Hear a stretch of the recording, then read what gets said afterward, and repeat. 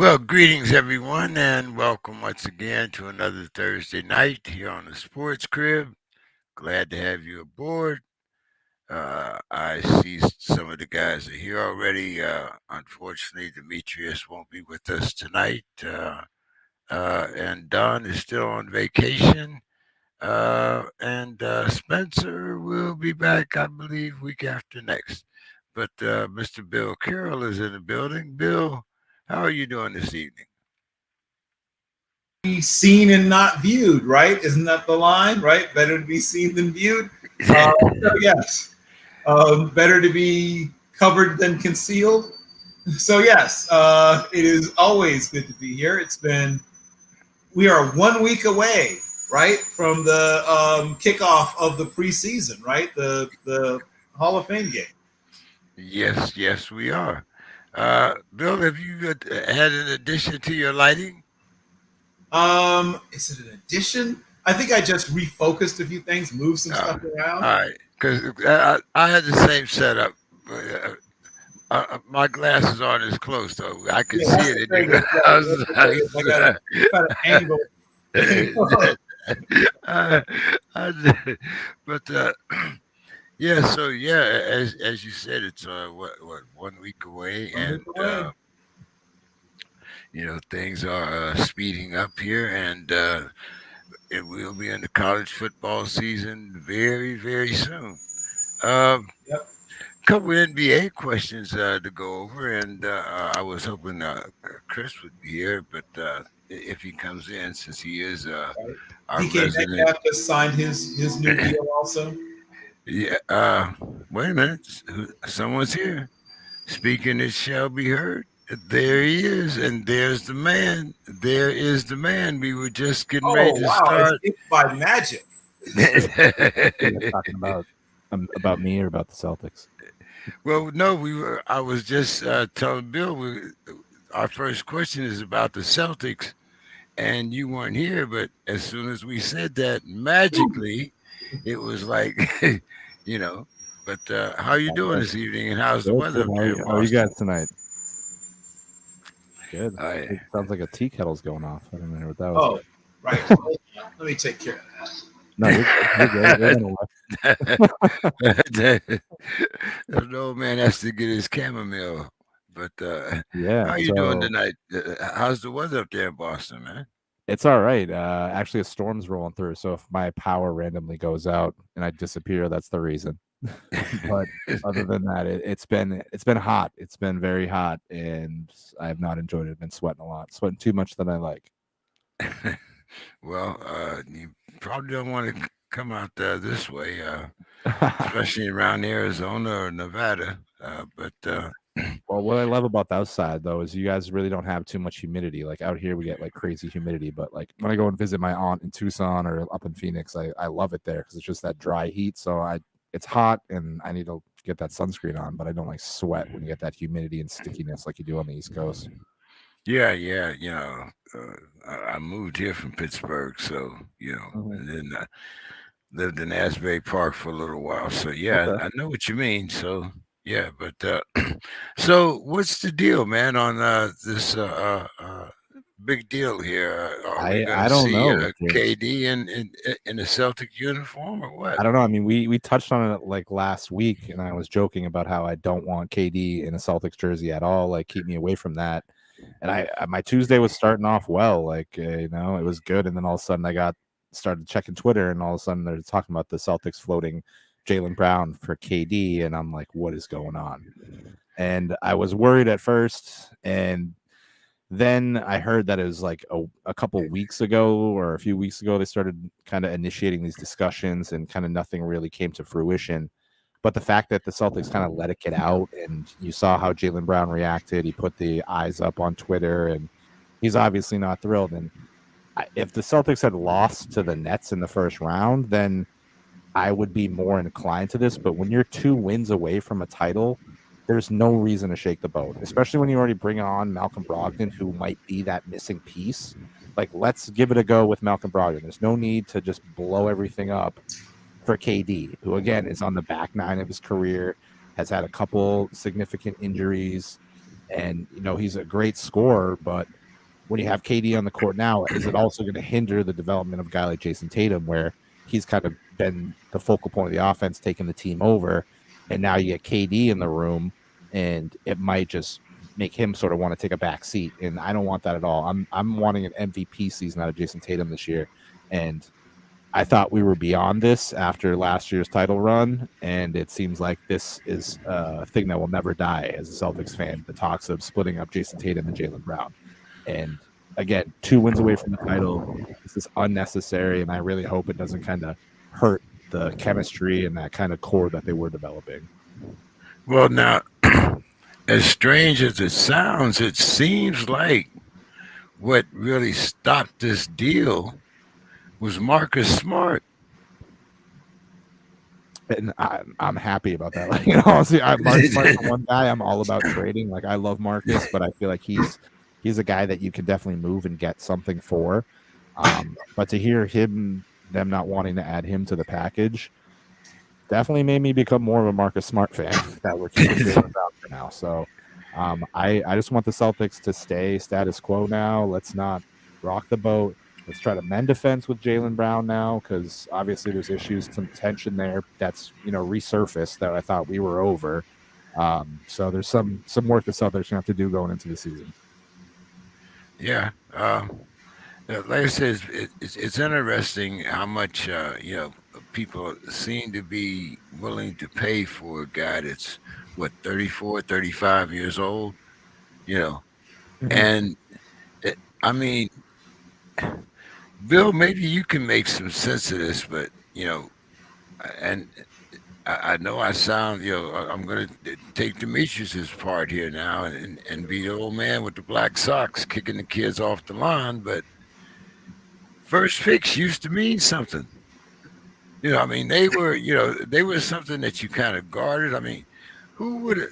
Can you imagine giving 5 first-round picks for Larry Bird? I mean, you couldn't have gotten 5 first-rounders for young Lou Alcindor, later Green. You couldn't have got.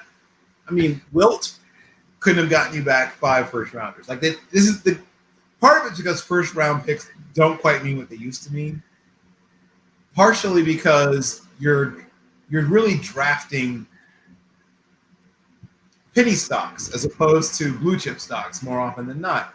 It's interesting to me how many times the second round is full of like the All-Americans, the guys who are the leading scorers in the history of their programs. They're now second rounders, right? Or once those guys are first rounders. The first round is full of guys who played a handful of games in college, averaged 13 points, 7 rebounds, and 4.5 assists, but are 6'10" and a half at 214 pounds, and you're thinking of what they might be one day. And so everyone's just buying. It's a futures market, right? You're no longer looking at. I mean, Larry Bird wouldn't have been a first rounder nowadays. As crazy as it sounds, he wouldn't be a first rounder. He would test terribly at the combine. For a guy his height, he had short arms.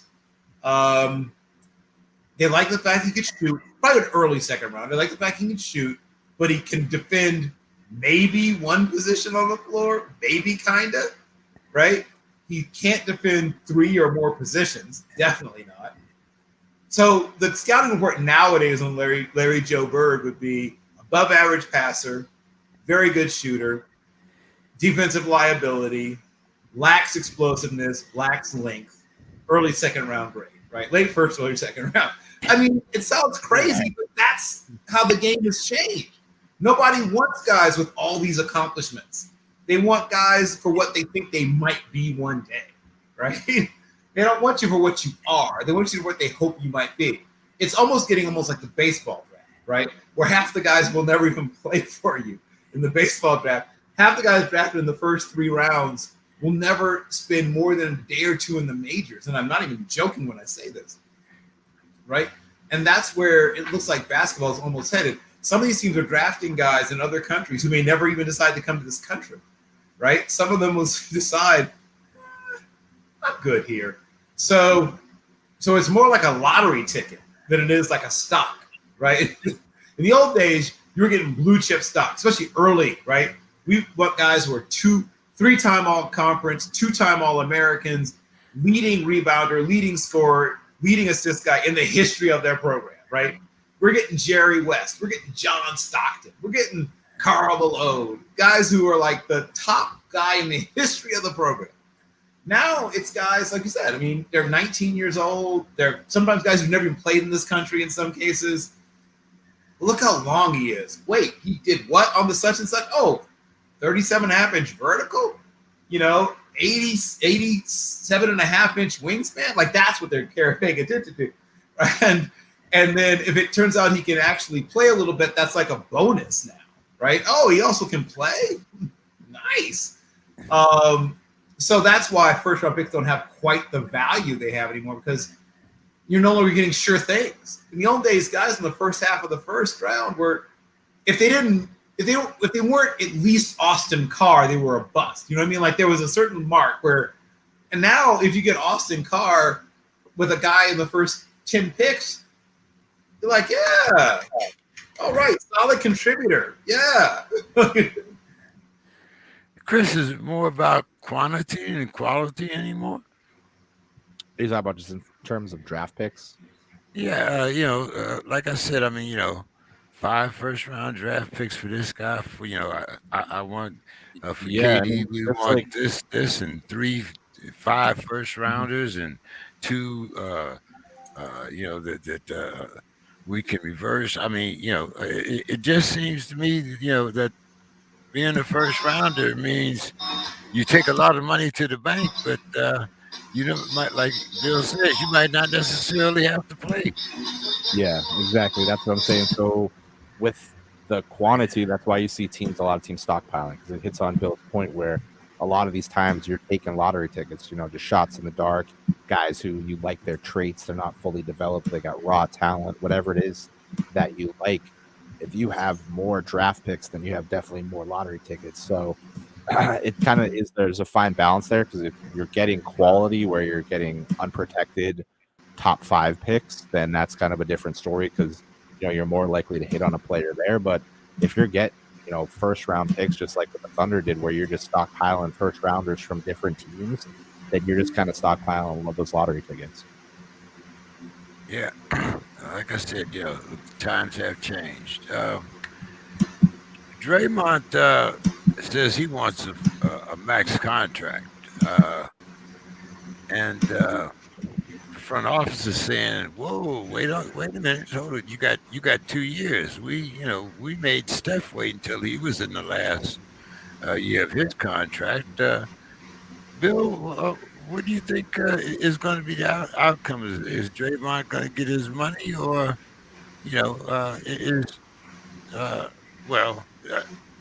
they say he's going to threaten to walk, but he's got 2 more years on his contract, so he can threaten whatever he wants. Yeah. So think about it this way: did you ever get mad at your mom when you were a kid, James, and say, "I'm going to hold my breath"? You're like, "Go ahead, hold your breath." I'll just watch, right? Good, you do it. Hold your breath. That's what's going to happen. Okay, go ahead, hold your breath. They may well do something, move some things around, whatever, but he's not going to get it. He doesn't have any leverage. He doesn't have any leverage. Like, everybody wants things. I want things, James, right? I want things. It's natural to want things. It's part of the human condition. Would he be human if he didn't want things? But he doesn't have any leverage. He can't walk. Walk where? He's got 2 years on the deal. There's no walking. What's he going to walk to? What are we talking about? Chris, I mean, you guys got to watch the ups and downs of Draymond up close and personal. Oh yeah. But I'm not saying that he's not worth a max contract, but he's getting a little long in the tooth also. So what do you think the chances are? There's rumors there maybe going. Detroit would welcome him, which I'm sure they would. But with Draymond, I don't really see another system where Draymond would be as valuable and play a role like he does with the Warriors. Yeah, I definitely agree there, James. So he kind of definitely serves his role with the Warriors. So if he does go somewhere else, he definitely would have to figure out how to adjust his game or figure out how his style fits into that team, which is going to be tough. But I think he's sort of riding this wave of player empowerment that we're seeing across the NBA, where you see guys trying to call their shots. KD being like, "Hey, I want to get traded." Damian Lillard kind of basically doing his thing up in Portland. So we have so much of that where players are kind of dictating what they want now in the league, and I see Draymond trying to just be a part of that. But I don't agree. I don't think he's a max contract guy. In my opinion, I don't think he does the things that max contract players do. When you look at max contract guys and you make that list, if you saw Draymond Green, you'd be like, who's the odd man out on this list?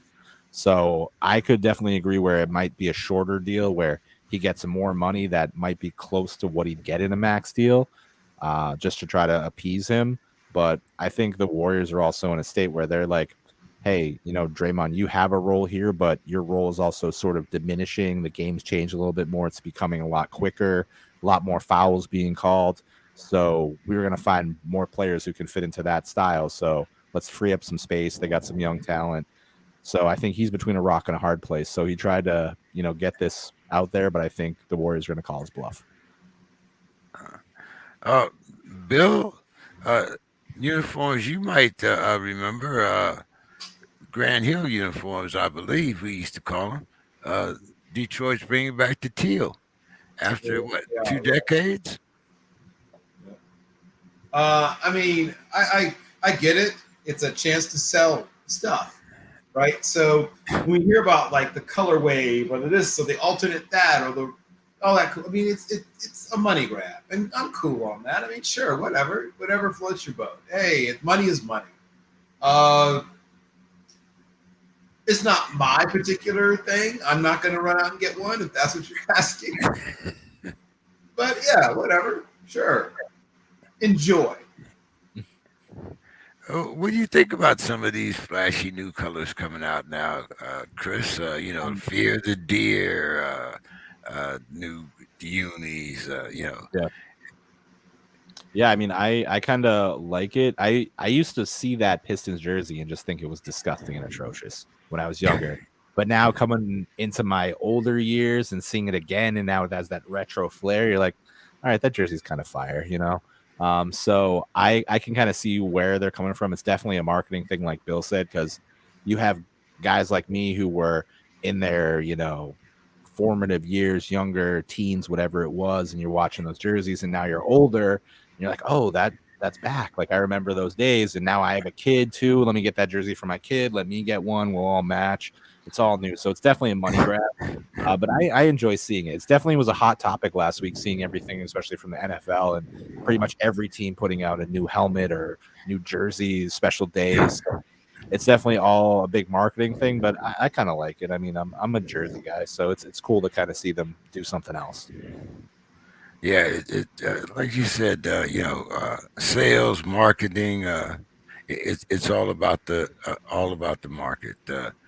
Guys, I read something, and I got to get your response to it because it was HoopsHype, and they rated James Harden number 7 and Ben Simmons number 16 as the best point guards in the NBA.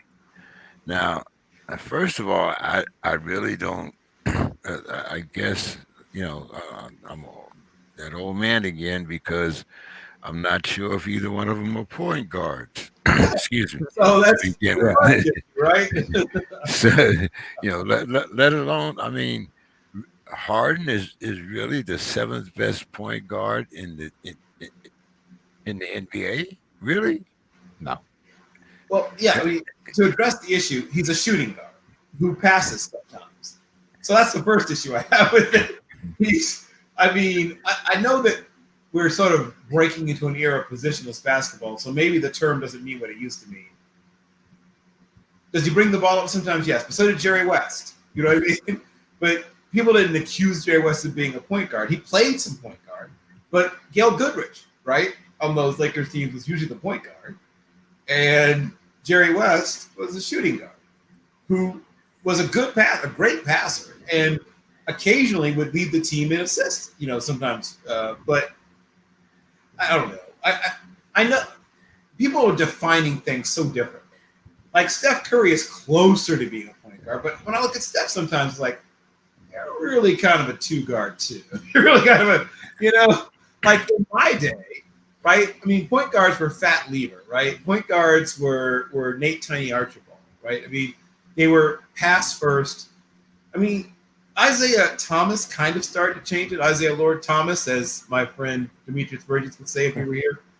Isaiah Lord Thomas from beautiful west side of Chicago was the guy that sort of helped to change the way people saw that position, because he would score 23, 24, 25, 26. If you really needed 30 sometimes, into the 30s points per game at times for a stretch, he would, be a guy that would carry you offensively as opposed to just being a playmaker. I get that the game has changed to some extent. But by any definition that I understand, James Harden is not a point guard. So no. So no. I mean, Ben Simmons, at least in part, it makes more sense because he doesn't like shooting. So I can kind of see the assertion that Ben Simmons is a point guard because he's a not just a poor shooter, but a reticent one, right? Because lots of guys aren't great shooters, but he flat out doesn't want to shoot. And at times even hurts the team because the other team doesn't have to really honor him as a threat at all as a scorer. So you can basically 4-on-5 at times. So I just flat out deny Harden. And sure, if you want to put him at 16, I mean, I guess 16, 17, 18, whatever. I mean, what's another 2 spots to, between you, me, and the lamppost for Simmons? He just is a non-shooter, So, but yeah, Harden's not a point guard. Where's the sample, Chris, that makes Simmons a 16? Yeah, I have no idea. I mean, they're obviously going off past performance where he was sort of that point guard distributor, but again, he lacked the scoring. So that's where you kind of just be like, okay, I guess he's a point guard because he's, not a shooting guard. He doesn't shoot the ball. He's scared to shoot the ball.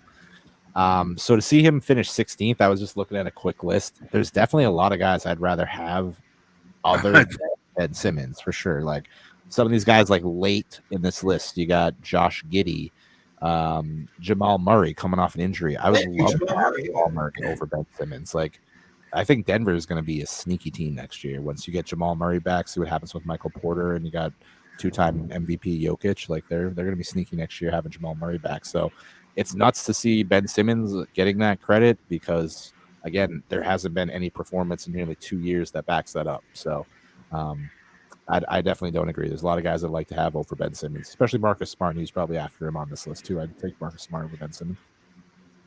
I'm sure. Well, until, like I said, until we see a bigger sample, I'm quite sure that's the way it's going to be. But guys, let's talk a little college football. As Bill I gotta was sneak saying, off super duper quick. My wife's out of town and my daughter's still up. I had to check on her. I'll be right back. all right. Bill, as you were talking about college football getting started. Of course, we've been talking for weeks about the mega conferences and who's going to end up where and whatnot. But Iowa coach Kurt Ferentz, yep. Ferentz says that college football is in a really precarious place, and it requires oversight from one stabilizing voice. Wasn't that the premise behind the NCAA, Bill? And do you agree with Coach Ferentz? Okay, I'll break this down. One is that was not what the NCAA was about, James. They were a regulatory body, but not truly an oversight body. And now I'll explain the difference in a moment. Because there was never a college football czar, and that's what he's talking about, right? It was never someone who said, here's what's for the best of college football. Here's what we need to do. It was more like, here's some rules. Here's some regulations. Oh, you can't do that. Stop that. Oh, you're getting punished. But there was no one who really had the best interest of the student athlete or college football as a whole at heart, right? It was just a bunch of rules makers and regulators, right? And handing out rules and regulations. And to the need for someone providing oversight. I guess it would depend on who that somebody was and exactly what they were being asked to do. I'd long pushed for someone like, say, former Stanford provost, former competitive figure skater, thank you, and former possible war criminal in the Bush administration, Condoleezza Rice, to maybe fulfill that kind of role. Or somebody who truly had a strong interest in the game, but also understood business, rules, regulations, etc. To be that actual football czar, they call it something else, I'm sure, who would both be acting in the interest of student athletes as well as being that person that determines what regulation makes sense, maybe getting rid of some less sensible regulations and rules. But they don't have that person. They never have had that person, James. So that's, I think, what Kirk Ferentz means. They've never had one single person, or even a small group of people, that truly were in that position to try to look at all aspects, not just regulatory aspects, but all aspects of the life of student athletes and what was best for the game of college football. So if you want to get the right person, the proper person, and give them the right amount of power, sure, I could agree with what's being said. I don't think that's what would happen. So I think it would be somebody being given a semi-figurehead position that still pays, high six figures or low seven figures, to look at what's already being thought or said by people within the organization and then parroting them, at maybe a slightly higher volume, is what I think would happen if they even address this at all. But there needs to be somebody looking out. Someone should mind the store. I agree with that part. Somebody should be in charge. But that's never been the case before. Well, so what would be, well, with the new NIL, is that a position that could be maintained? Or, I mean, would he also have to have some type? Yeah, well, whomever would they also be a part of the NIL regulations also, or could they set those regulations? Potentially they could. Now, I would like to see anything that deals with NIL have representation for student athletes at it as well. I would like it not to be in the hands of just one person. I would like there to be a committee or a group that has, a couple of maybe former student athletes who are maybe professional athletes now or recently retired professional athletes who know what it's like to try to make it out there in the world. I would like to see, obviously, some current student athletes, not necessarily just from just revenue-producing sports, though, right? Not just football or not just basketball or whatever. I'd like to see representation of even the non-revenue-producing sports. And then, obviously your, organizers or whatever of this NIL movement, Ed O'Banion or somebody like that should probably be included as well. That's how I'd like to see anything that happens regarding NIL to include all of the stakeholders as opposed to just being in the hands of one autocrat. Okay, makes sense.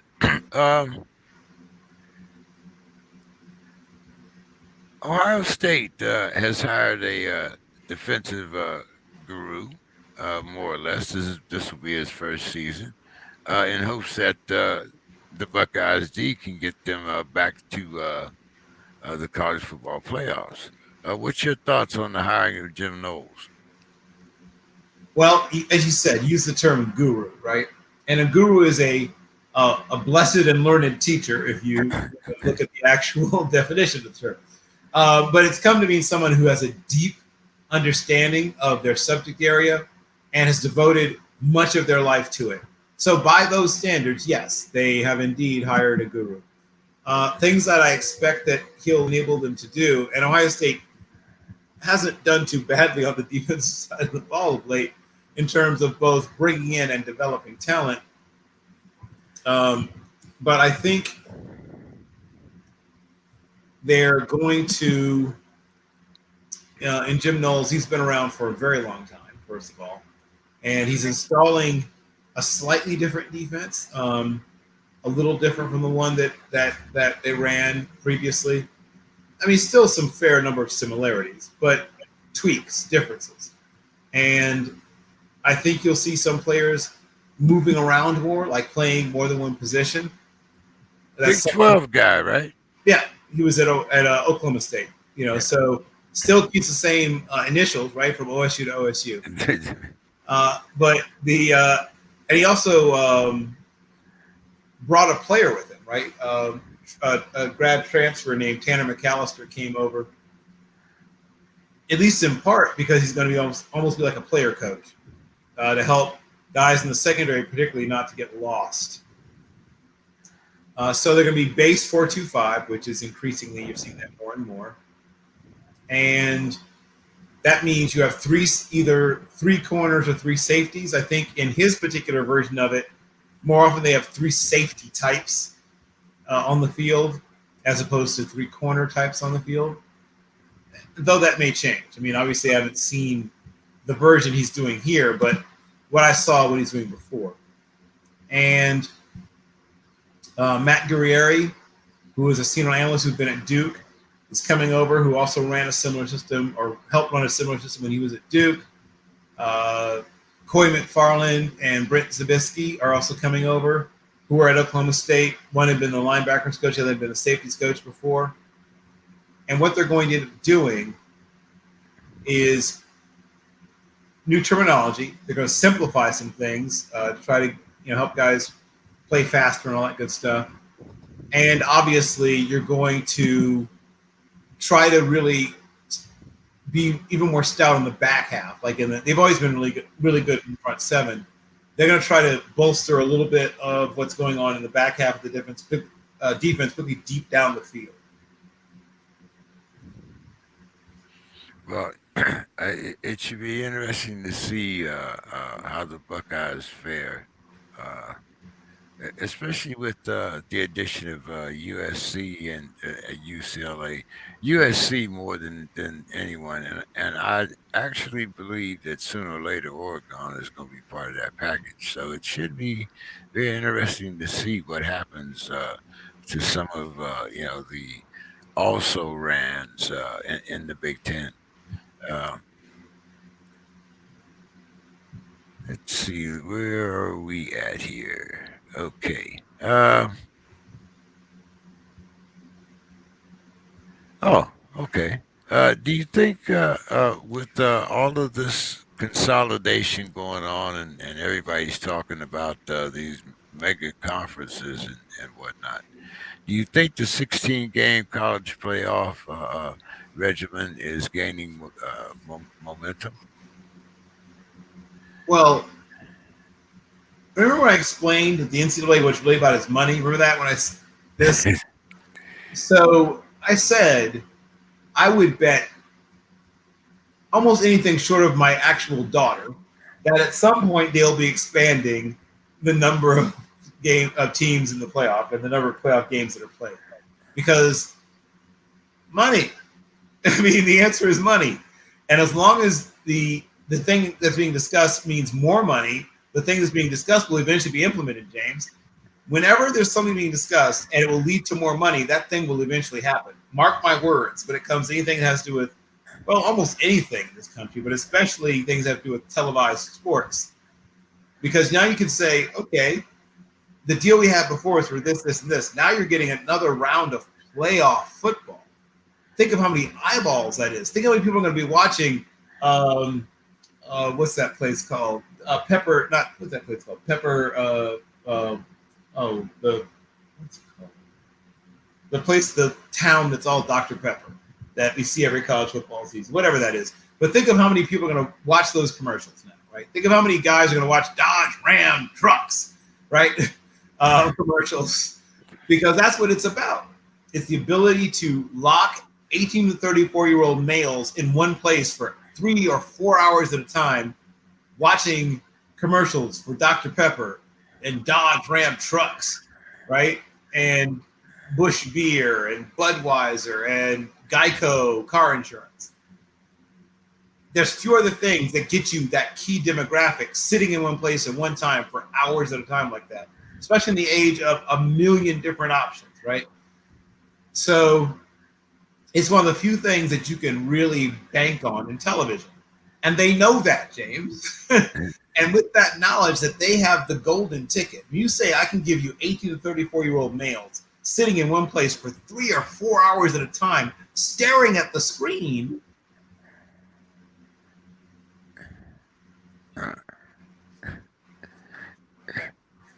Chris, did he forget Pizza Hut and Papa John's or what? Right, thank you. How could I forget? Yeah, exactly. Well, that's it. It's all about the money, because now if you add these teams, you're adding more games. So I don't know if they would just grandfather old bowl games in, or just be like, hey, we got some new sponsorship opportunities. Come get in this game. So it's definitely all about the money for college football. That definitely seems to just be the focal point of college football right now, is money, which is kind of unfortunate, because it should be about, the student athletes and their accomplishments. But yeah, college football definitely is, money is king right now in college football. Not just college football. Whoever thought no more Heinz Field? Really? Are you kidding me? But that's another discussion. Chris, we were talking about the comments of the Iowa coach saying that college football is actually in a bad place, and that they need someone to come in and regulate. Well, let me give you the quote I had here. Okay. College football is in a really precarious place and requires the oversight from one stabilizing voice. Do you agree with that, Chris?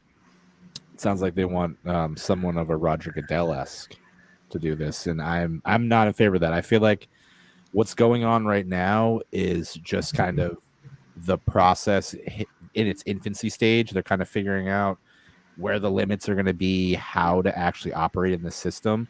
But I don't think you need one person that's going to be calling the shots. Like, that's just looks like that's just going to be a fall person in my book. Like, whenever something goes wrong, whatever that guy. So I think that the NIL and the way things are going right now just need to continue, and they need to kind of get to a plateau, I'd say, where everything kind of makes sense. Or like, okay, well, this is kind of where we're at with these sort of deals. You're going to get this type of money for this type of deal. So once they kind of get those incremental situations figured out, I think we'll find a better place right now. But like I said, I'm all about athletes making money, especially college athletes, because it sucks being a college athlete when you don't make money and you have to buy books and all this other stuff that you have to do as a college athlete. So I feel for them. I'm happy they're getting their money, and they should go try to get as much as they can, because a lot of these guys aren't going to have second careers after college. So this is a great opportunity for them to capitalize on this opportunity they have and make as much money as they can to set themselves up for the future. So I don't want someone coming in and now dictating what's going to happen. So I want the way things are to stay the way they are, and eventually they'll find their settle zone and, be a normalcy. Chris, we never did find out. We know you're a Red Sox fan and a Patriot fan. What college do you follow? So I'm not a big college football, big Power 5 guy, just because in Boston you don't really have it. As Boston College was your big team, so I kind of like Notre Dame for a little bit, but then I went to college at the University of Montana when my parents decided to move from Boston to Montana.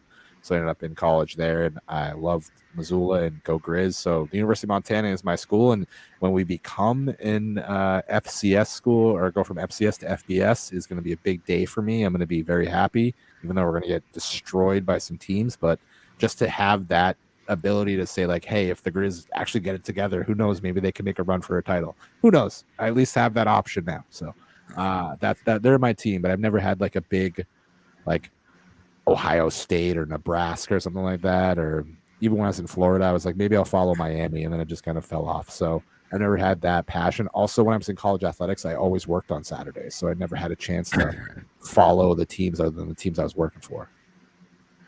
But it does seem like, I mean, Montana to Boston, you like your rather cold weather, it seems, there, Prince. I mean, it's just kind of is what it is. But I was in West Palm Beach for almost 2 years, or over 2 years, working at Northwood University down there with famed coach Rolly Massimino.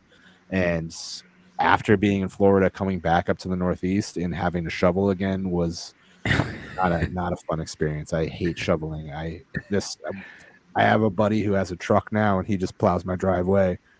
I got to the point too where I don't even want to mow my lawn anymore. I'm just getting to that stage as an adult. Like, I'm beyond that shit. So It sounds like you want to move to San Diego.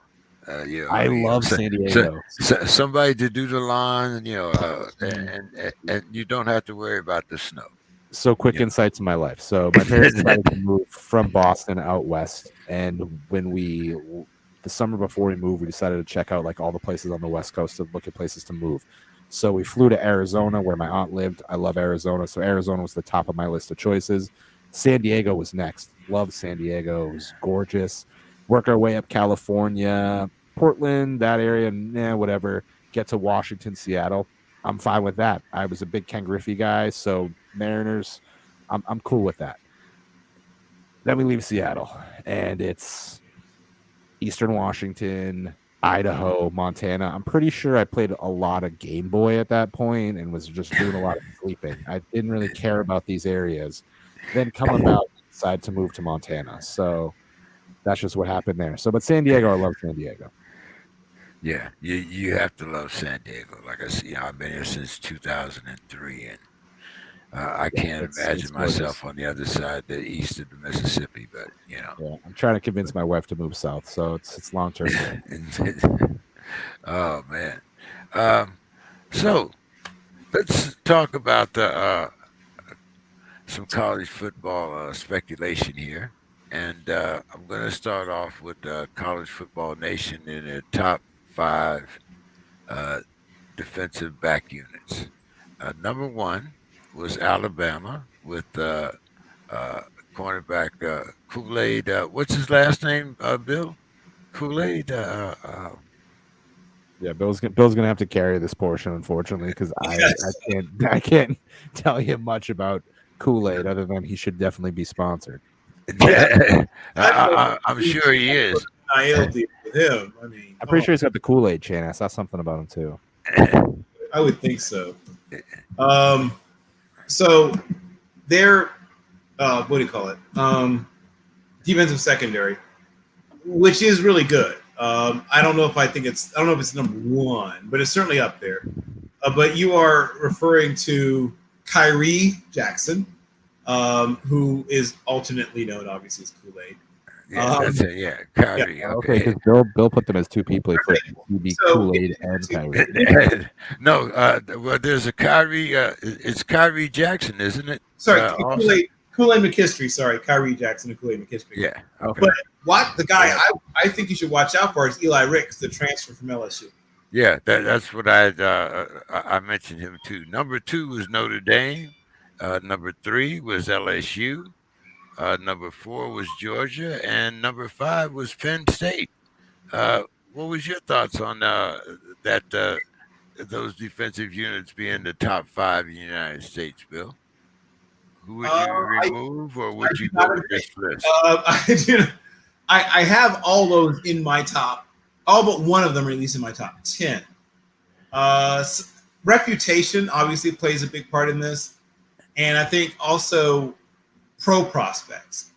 And some of these guys are fine pro prospects, but I don't know if they are. Well, we'll see.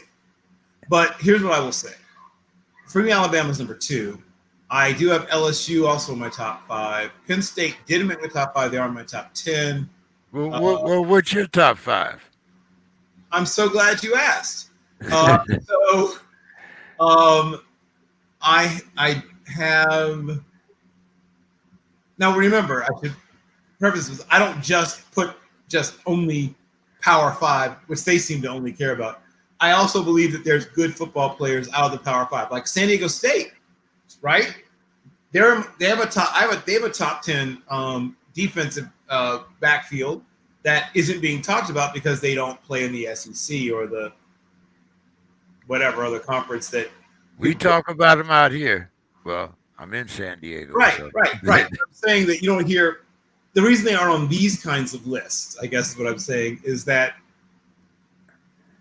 people don't watch them. I mean, people besides people like me, like serious people, and people who are in the area. Okay, so other teams that I think have, I'll tell you one. I mean, Clemson, quiet as it's kept, even though they didn't have a great offensive team year last year, Clemson's defense was still really, really, really, really, really, really good. So who's number 1? That's what I'm still sort of pushing back and forth in my mind. Give me a second, because I hadn't really solidified a number 1 until I'm doing it now, I guess. So due to your urgings. It's gonna be official, Bill. The official Bill Carroll rankings right now. Yes, well, it's happening in real time, which doesn't normally how I do it. Let's call let's call them the way too early Bill Carroll ranking. It is very much too early. The preseason rankings. In that no one's played any football yet. So yes, it is it's very definition too early. But I'm going to say that at this moment in time, until something changes, I will say that my number 1 NCAA, I'll still say Iowa. Iowa has a terrific, well-coached defensive backfield. It's number 1 for me. Cincinnati is probably number 4. Alabama. You said Alabama was 2. Yeah, Alabama's 2. I'm fine with LSU as 3. And then I have Cincinnati, Baylor, Oregon, Middle Tennessee State, your sturdy Aztecs, right? San Diego State is probably my number 7. Clemson and Wisconsin to round out my top 10. Okay, all right. You familiar with any of those, Chris? I mean, when I'm looking at defense, I kind of think a lot of SEC. So I assume Alabama will be at the top, and then you got your. That's what they did too, Chris. They assumed that Alabama. Yeah. And then Georgia, Georgia lost a ton of players from their team, but you're assuming they're going to reload. Also, like we'll see. Like they're not SEC, but we'll see what Clemson wants to do. Interesting defensive. I'll throw this little tidbit in. Of course, Miami got rid of the turnover chain coming forward. What do you think of their defense, Bill? I like it. I don't like their secondary that much, but their pass rush is going to be greatly improved this year. So their front 7's will be better this year than last year. Their secondary will probably still be good. If I went all the way to like top 20, they'd be somewhere probably in the top 20. Oklahoma State would be somewhere in that 11, 12, 13 range. No one talks about them, but they're really good. Tulsa, to stay in the state, has a terrific defensive secondary that nobody talks about because they don't play in the Power 5. Wake Forest actually has a nice secondary, as does Pitt. In fact, Pitt might be number 11. And then a lot of ACC love. I really like Pitt. They're very well coached. Washington was in my top 5 forever, and then they kind of fell off. But they'll still probably be in the top 15. They're probably roughly around 13, 14 in Washington. Now, was Venables the defensive guy at Oklahoma? Where did he? Well, he was at Oklahoma when Bob Stoops was there. Then he went to Clemson, and now he's back at Oklahoma as the head coach. He's the head coach. Okay, what do you think of them rebounding with him? They're going to get better on defense. Yeah. They're not going to be amazing yet because he just got there, but they'll be better. they'll be more aggressive, first of all. So they're going to give up more big plays, but they're going to create more big plays. Venables is unafraid. He doesn't coach scared. So you'll see more zero blitzes than they've ever done before. You'll see more twists and stunts up front. You'll see more trap coverages, more cover six, quarter, half kind of stuff. You'll see more banjo stuff where it's maybe zone on one half of the field and man on the other. The problem is if that's going to create more, like I said, more big plays for both teams, right? When someone reads that stuff out correctly, they're going to gash you. But if you fool a young quarterback who's not used to it, you're going to get a lot of interceptions. But Venables isn't afraid.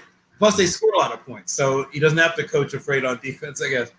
But yeah, so they're going to probably still give up a lot of yards and big plays, but they're also going to create more turnovers, more strip sacks, more interceptions, that kind of stuff. There we go. That's my contribution to the defensive segment. Well, let's go on the offense now, because we have the Buckeyes ranked number 1.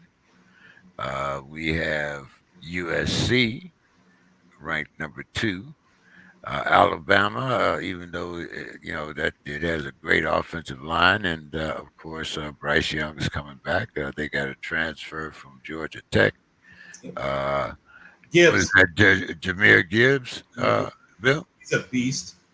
And then you got Texas, and contrary to popular belief, they have another quarterback named Quinn Evers that might be. Quinn Ewers, who transferred there last, around this time, a little before this time last year. Where was he at before? Where did he go out of high school? It was Ohio State, right? Yep, he was at Ohio State. Yeah. And then you got 2 wide receivers. The transfer from Wyoming, Nair. What is it? Nair. What's his last name, Bill? Sorry, you're talking about Isaiah Nair. Yeah, Isaiah Nair. Plus the kid. What? Bijan? Is it Bijan Robinson, Bill? Robinson, right? He's going to still be at Texas doing damage. He's right now my number 2 running back after Sean Tucker. And then surprisingly, Utah. They did win the Pac-12 last year. So Cameron Rising is a fun prospect to watch. Yeah. Who would be your top 5, Bill?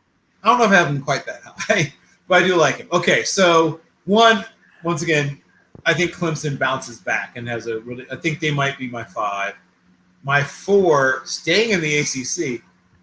I don't know. People pay no attention to Wake Forest, but they're a really good offense that no one talks about for reasons. No one cares. Then probably USC that next, and then Oklahoma is going to be Oklahoma. They're going to, even without Lincoln Riley, they're going to score points. And my number 1, I don't think Alabama's going to be able to just chug along the way people are expecting.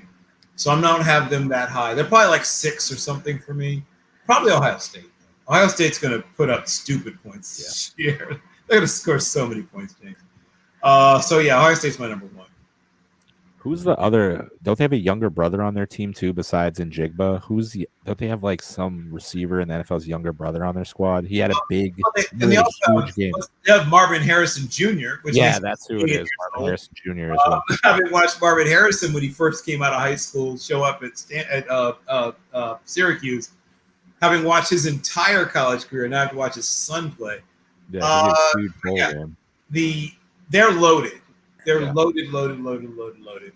And there's only a couple of really good defenses. Michigan will still be good on defense. Michigan State will still be good on defense.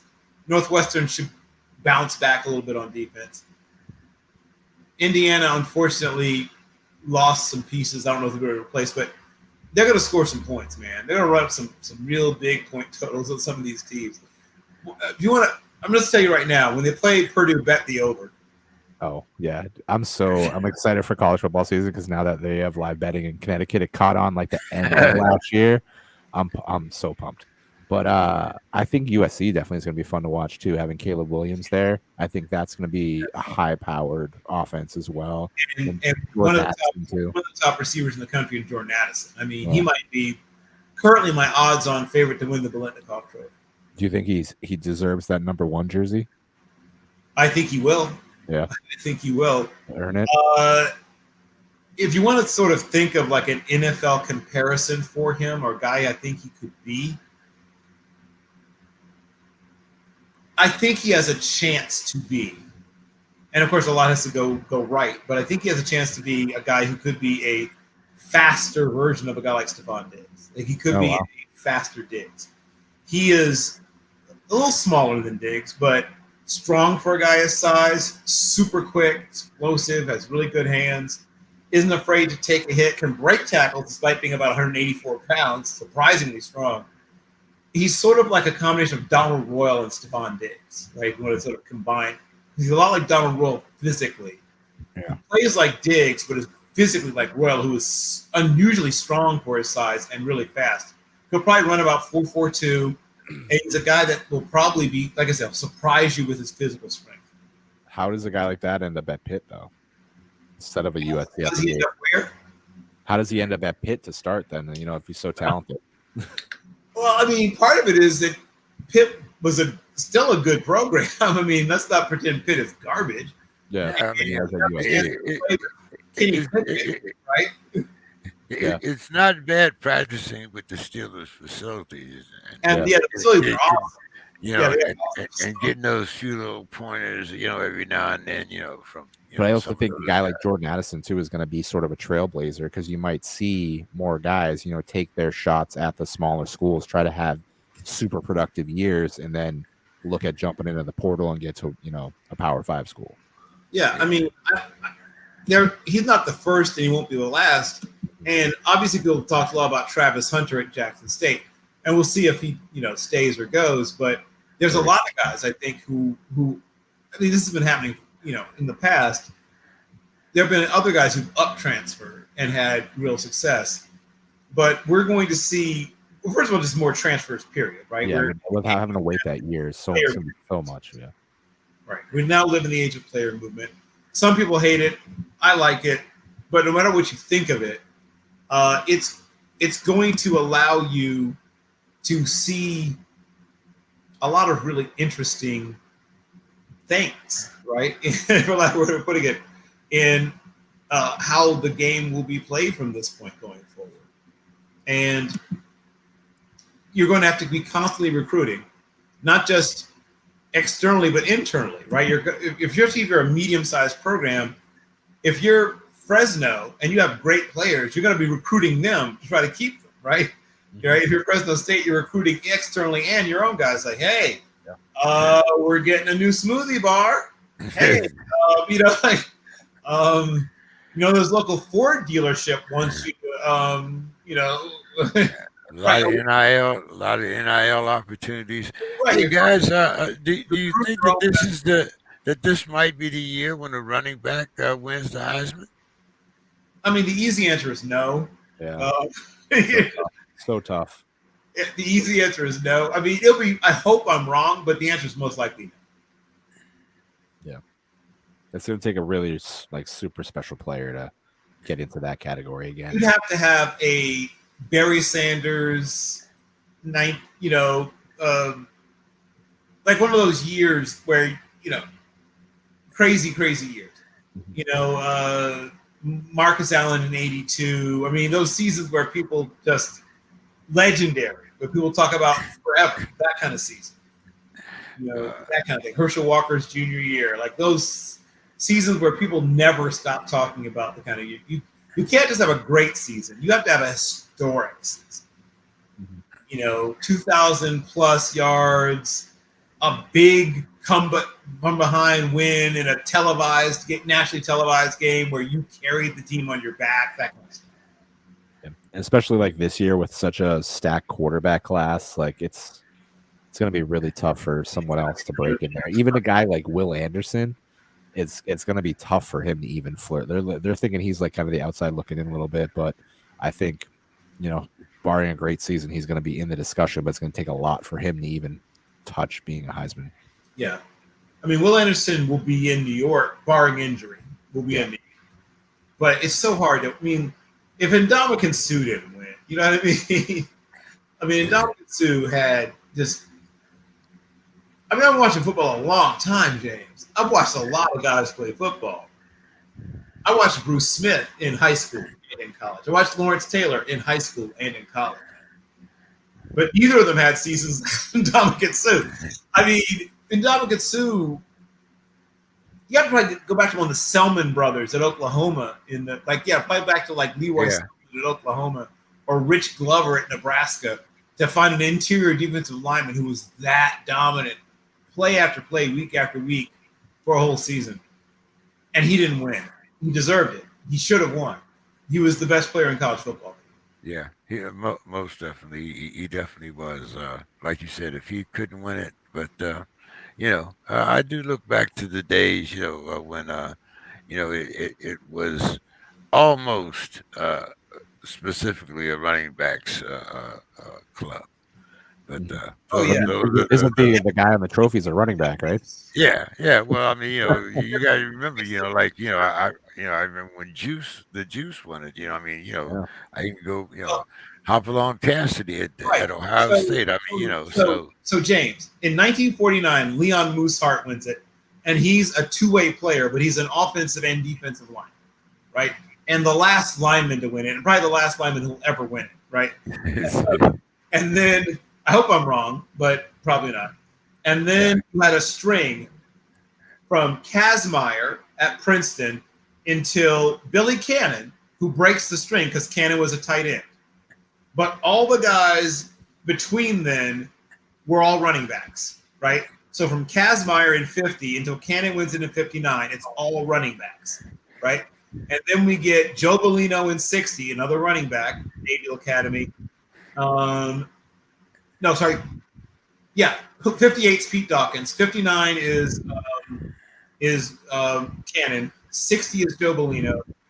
Terry Baker is in 62. He's a quarterback. 63 is Staubach, also a quarterback, right? If memory serves me correctly. So then you had back-to-back quarterbacks. The first time you had back-to-back quarterbacks was then. And then it went back to running backs for a while. Yeah. And then Gary Beeman wins it, though OJ should have won it. OJ should have been a two-time winner. But Beeman wins it in 67. Then OJ in 68. And then it's running backs again until Pat Sullivan in 71. And then it's Plunkett in 72. Don't quote me. Yeah, see, it's like I said, then we're back to running backs again. For Archie Griffin twice. For a long time, it was almost a running backs club, like I said. You would have decades, maybe 9 times out of 10, 8 times out of 10, 7 times out of 10 running backs, right? Yeah. 40s, 50s, 60s. It was never fewer than 7 out of those 10 times it was a running back. Yeah. In the 70s, it begins to shift a little bit. In the 80s, it's more of a mixed bag, right? You have a little bit of everything going in the 80s. You had one receiver, right, in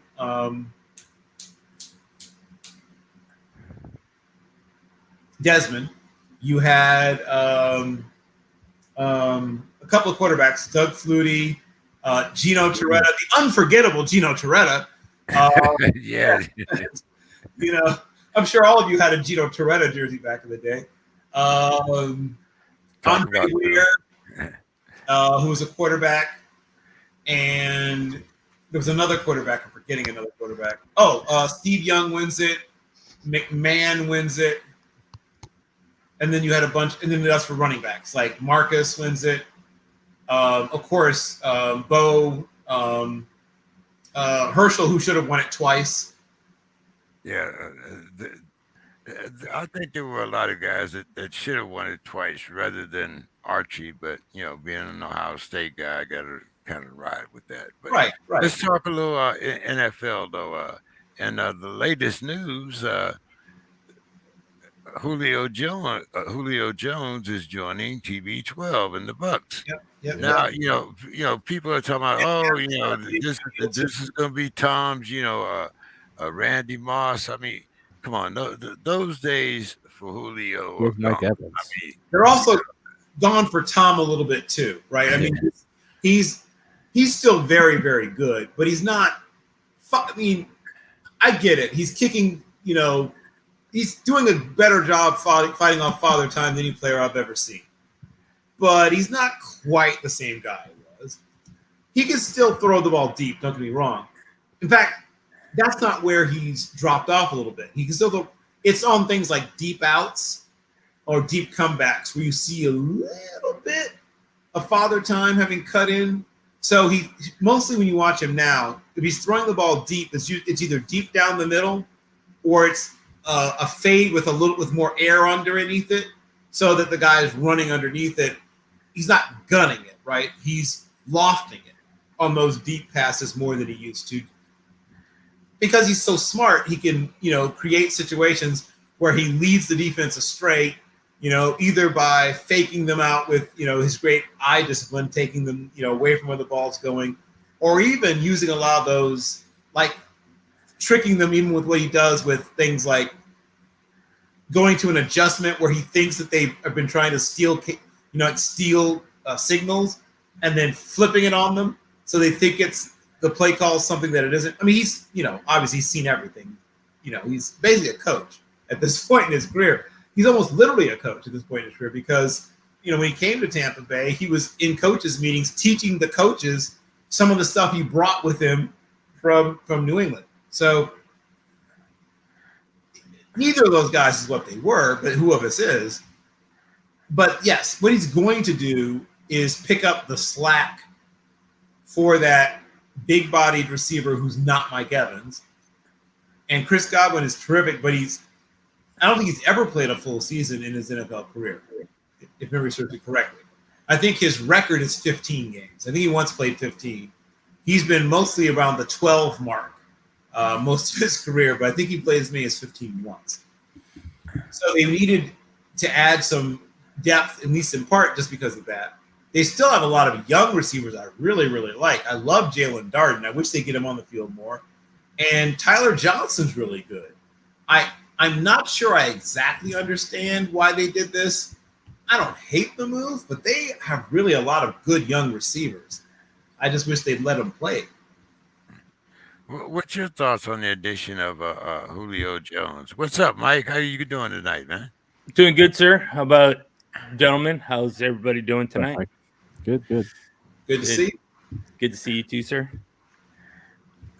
So, Chris, you and then Mike on the addition of Julio. Yeah, I mean, I'm excited for it. I mean, again, it's all based on Julio staying healthy for a whole season because it seems like every year we get hyped about Julio, especially last year joining the Titans, and it just seemed like it just didn't connect and he was injured. So we'll see what he can do here in Tampa Bay. I think him being a third option, maybe even like a fourth option in the offense is a good spot for him, especially this point in his career. If he can help take a little bit of coverage off of Mike Williams or off of Chris Godwin, then that's just helping those guys get a little bit more space on the field. So I'm not expecting a huge year out of Julio Jones, but I think he'll be serviceable with Tom Brady.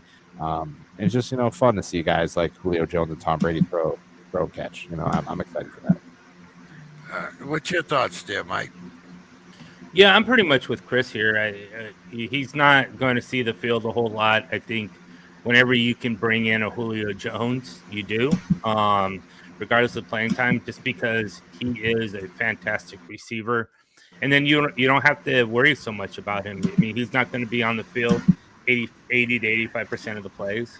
He'll be on the field maybe 43%. And you got a fantastic receiver playing 43% of the plays where you need him most. He'll come through for you. So I don't hate it at all. I think it's great for the team and for the young players on the team as well to have someone that's a mentor like Julio Jones.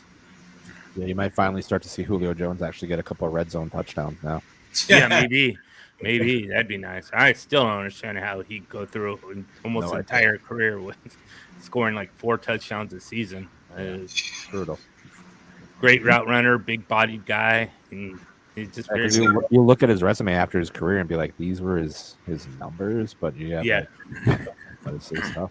So how are Cameron Brate and Julio Jones similar? 4 touchdowns a year, baby. Yeah, maybe.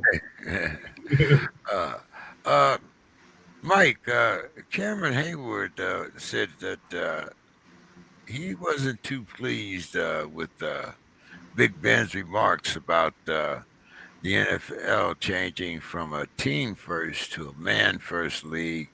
He said they rubbed him the wrong way. But, of course, guys like me that clamored for the Steelers to get rid of Big Ben 2 years ago,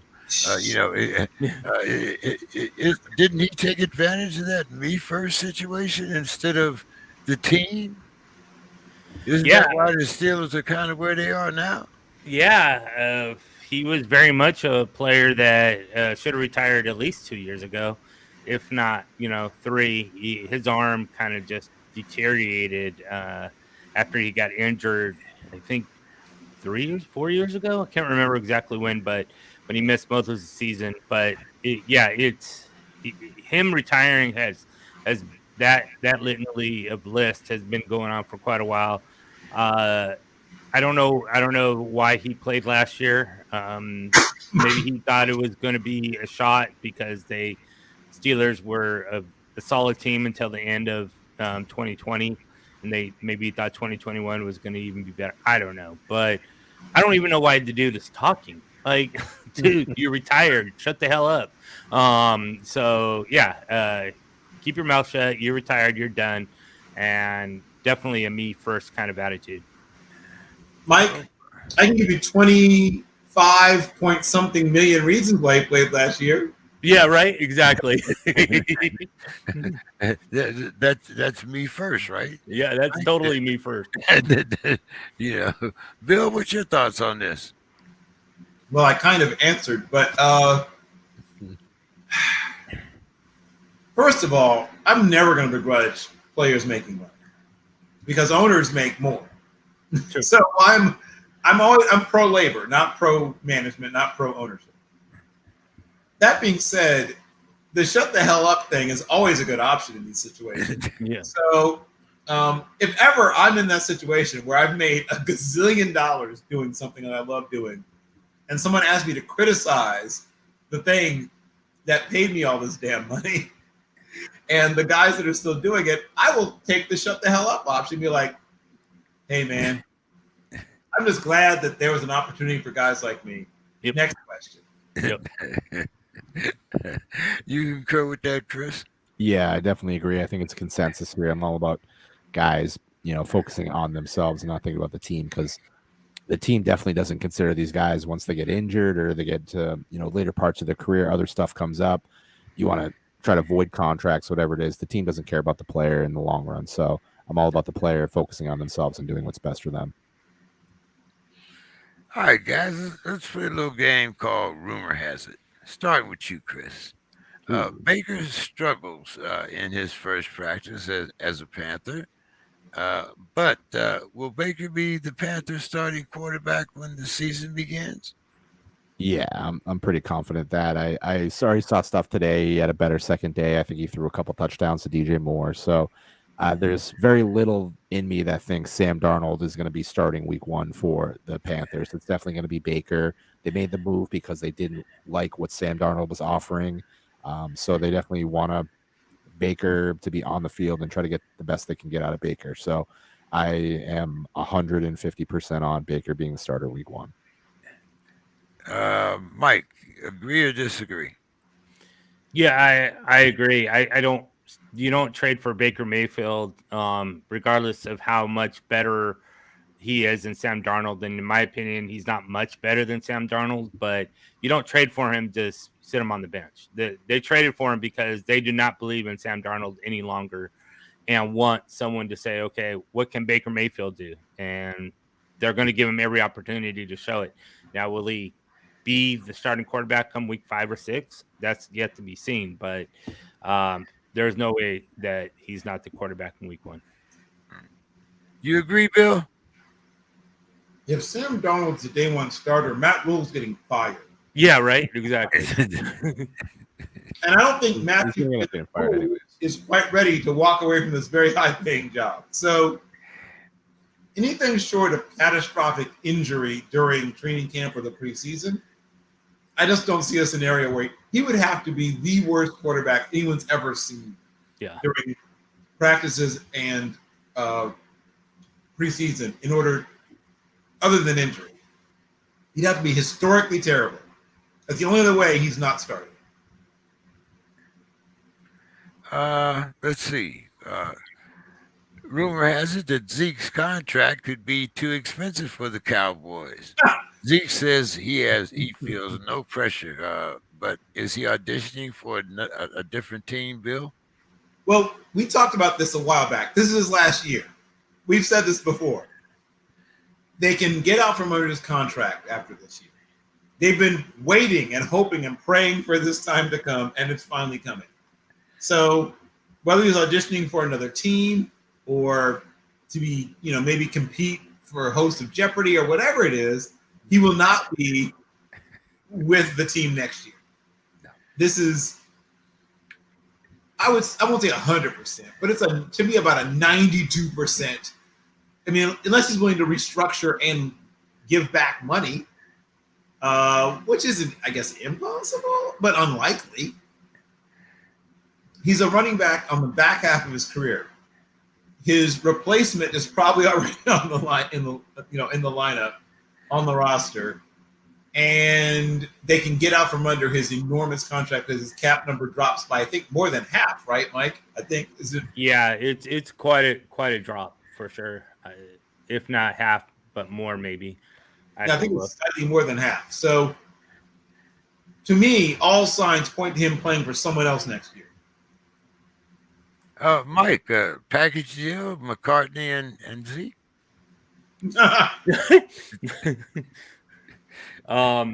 Yeah, and to answer your question, I do believe that it is an auditioning for another team next year. So the dead cap for him, it goes from $30 million in 2022 to 11, basically 12. It's 11.8, but 12. Yeah, Jerry Jones loves that.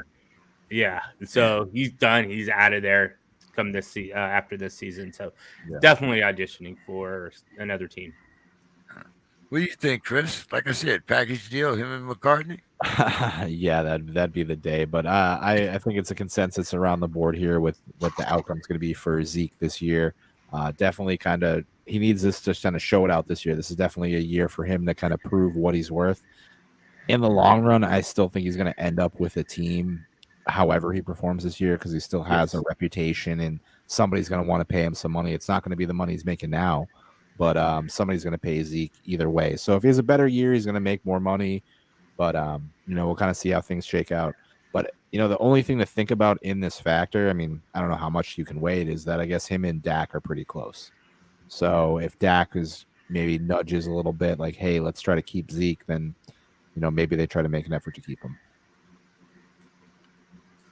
Yeah, well, I guess that's a possibility. Yeah, a substantial discount. I'm not saying Yeah. amount, but if Dak wants to throw him a couple bucks, then he can do that too. Yeah. It's funny. Maybe we'll throw in 10 million. If sounds like pennies to a National Football League player. But I'll throw this out there. Let's say this time next year, maybe Zeke is wearing an Eagles jersey.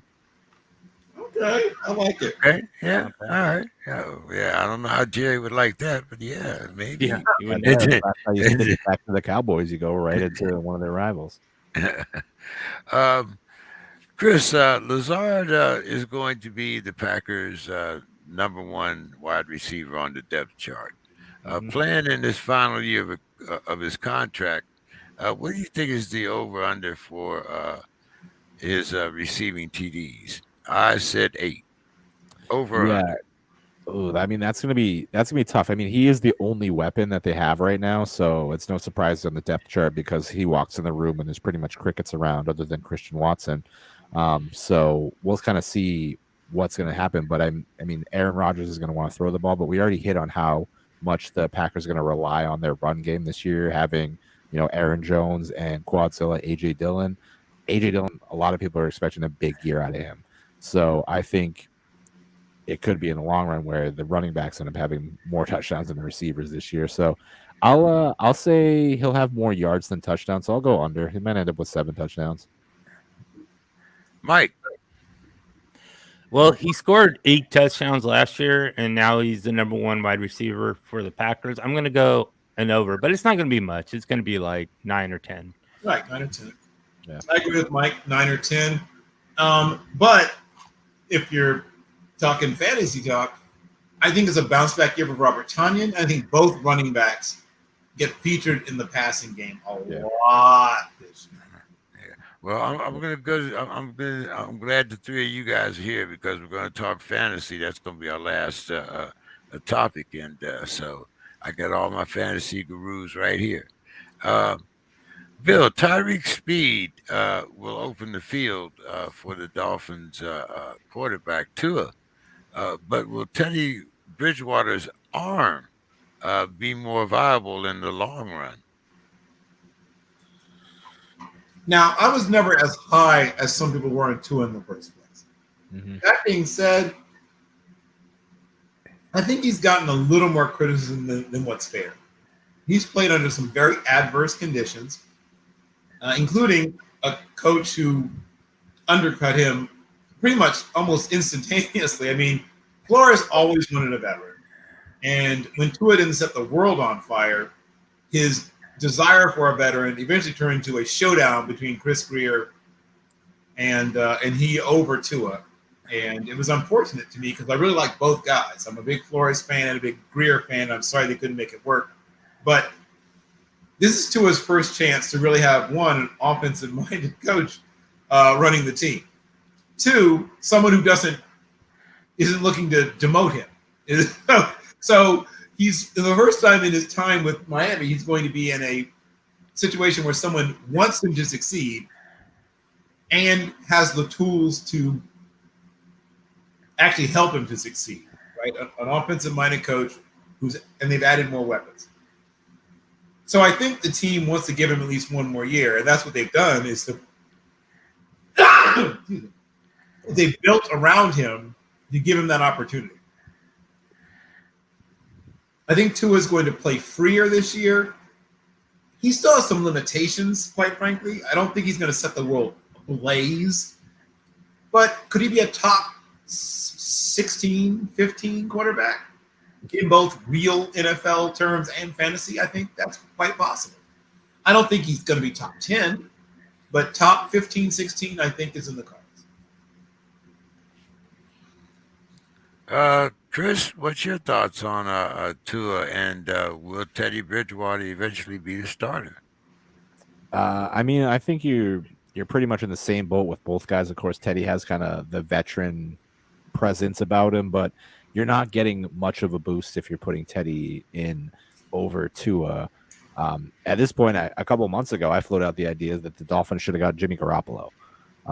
Having that bond with McDaniel coming from San Francisco over, I thought it would have been a good match, but that's over and done with once they got Teddy Bridgewater. But I'm hoping that the Dolphins are just a dumpster fire this year. As a Pats fan, I'm just with them getting Tyreek and them overhyping Tua now. I hope it's just nothing but trouble for the Dolphins this year. I went to a Dolphins game. I do not like their fans.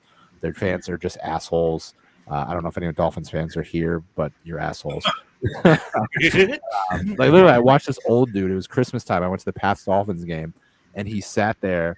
It was this dude, his kid, me, and my roommate. So 3 men and a little kid.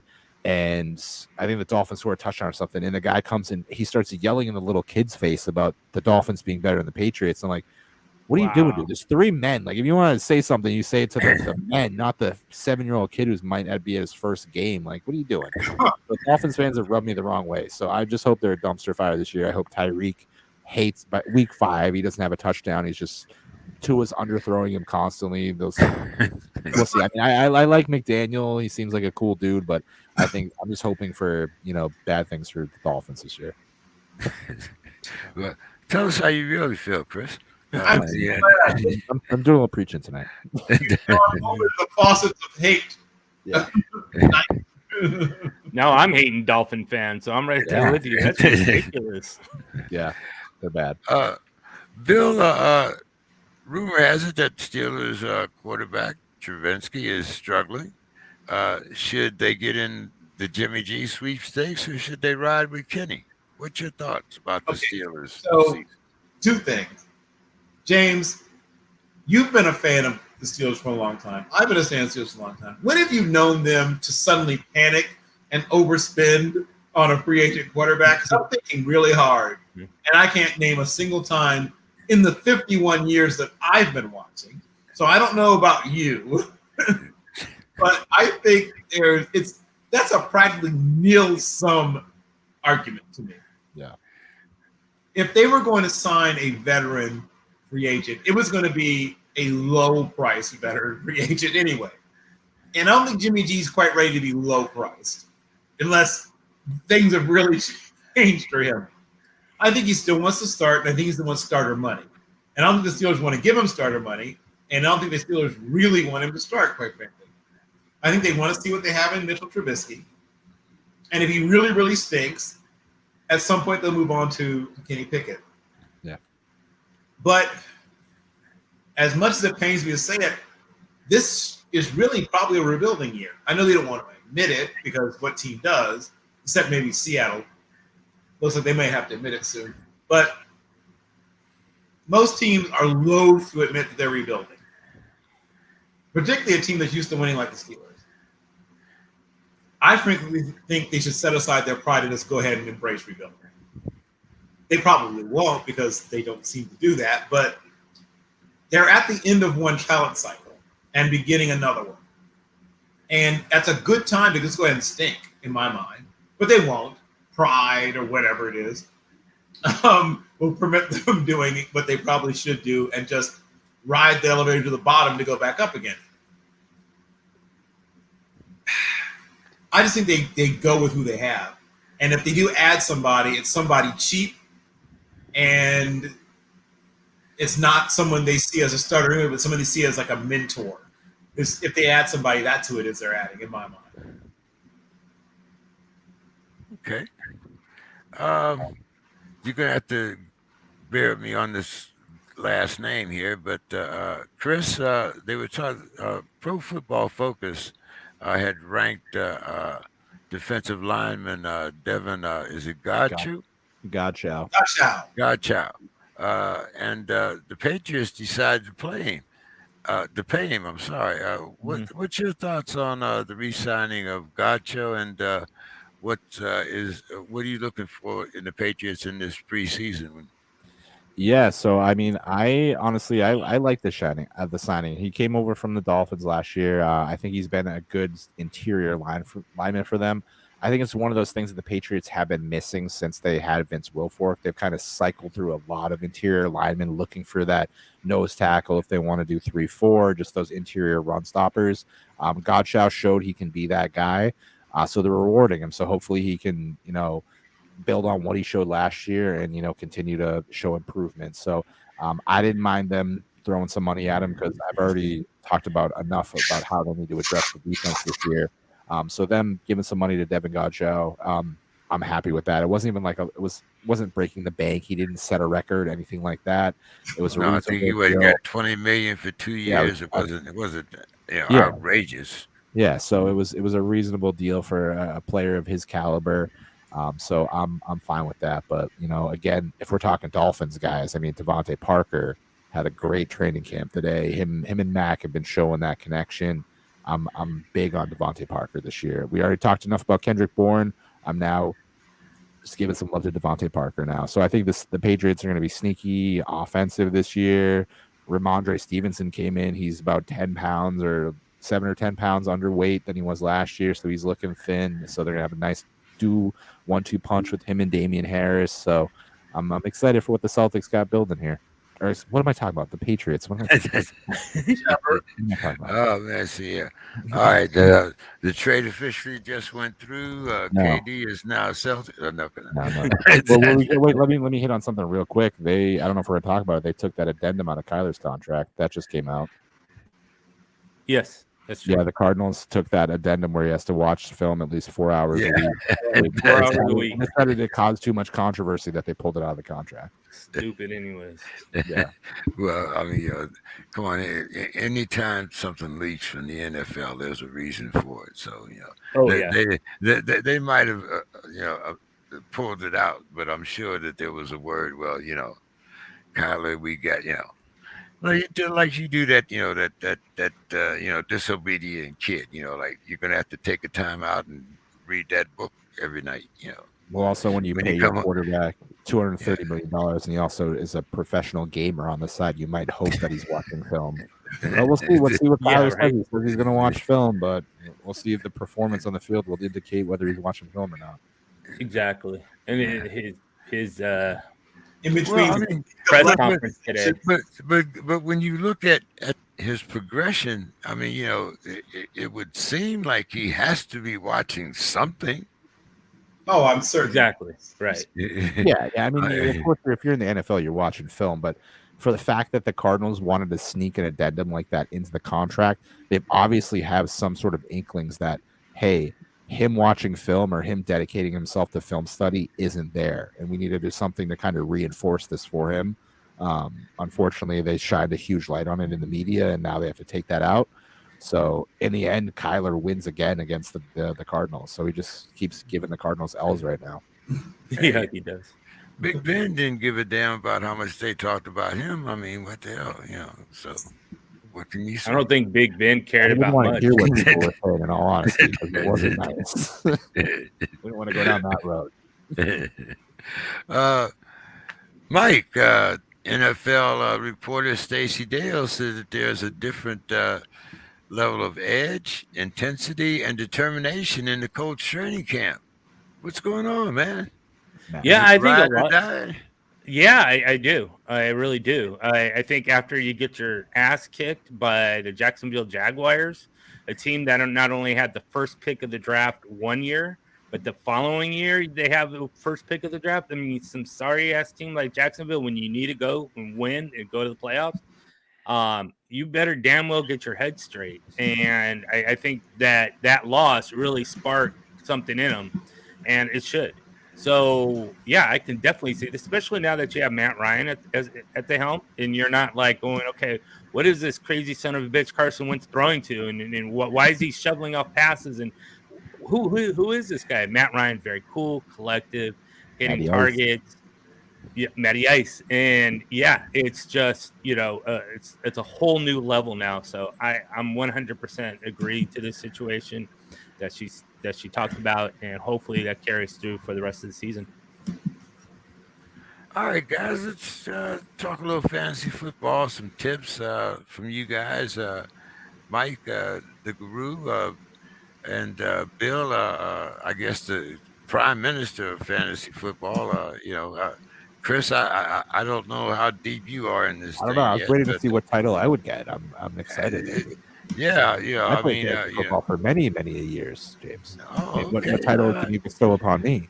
Let's see. We'll call you the maestro of the mix. How's that? Maestro.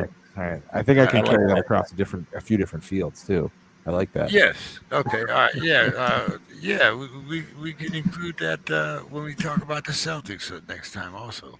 Yeah. But I want you guys to tell me the most common mistakes guys make when drafting in a 10 or 12 team league. Start with you, Chris, Maestro. Yeah. So when you were talking, are you talking about picking last in each round? If you're like picking 10th and a 10th and 12th and a 12th? Yes. Okay.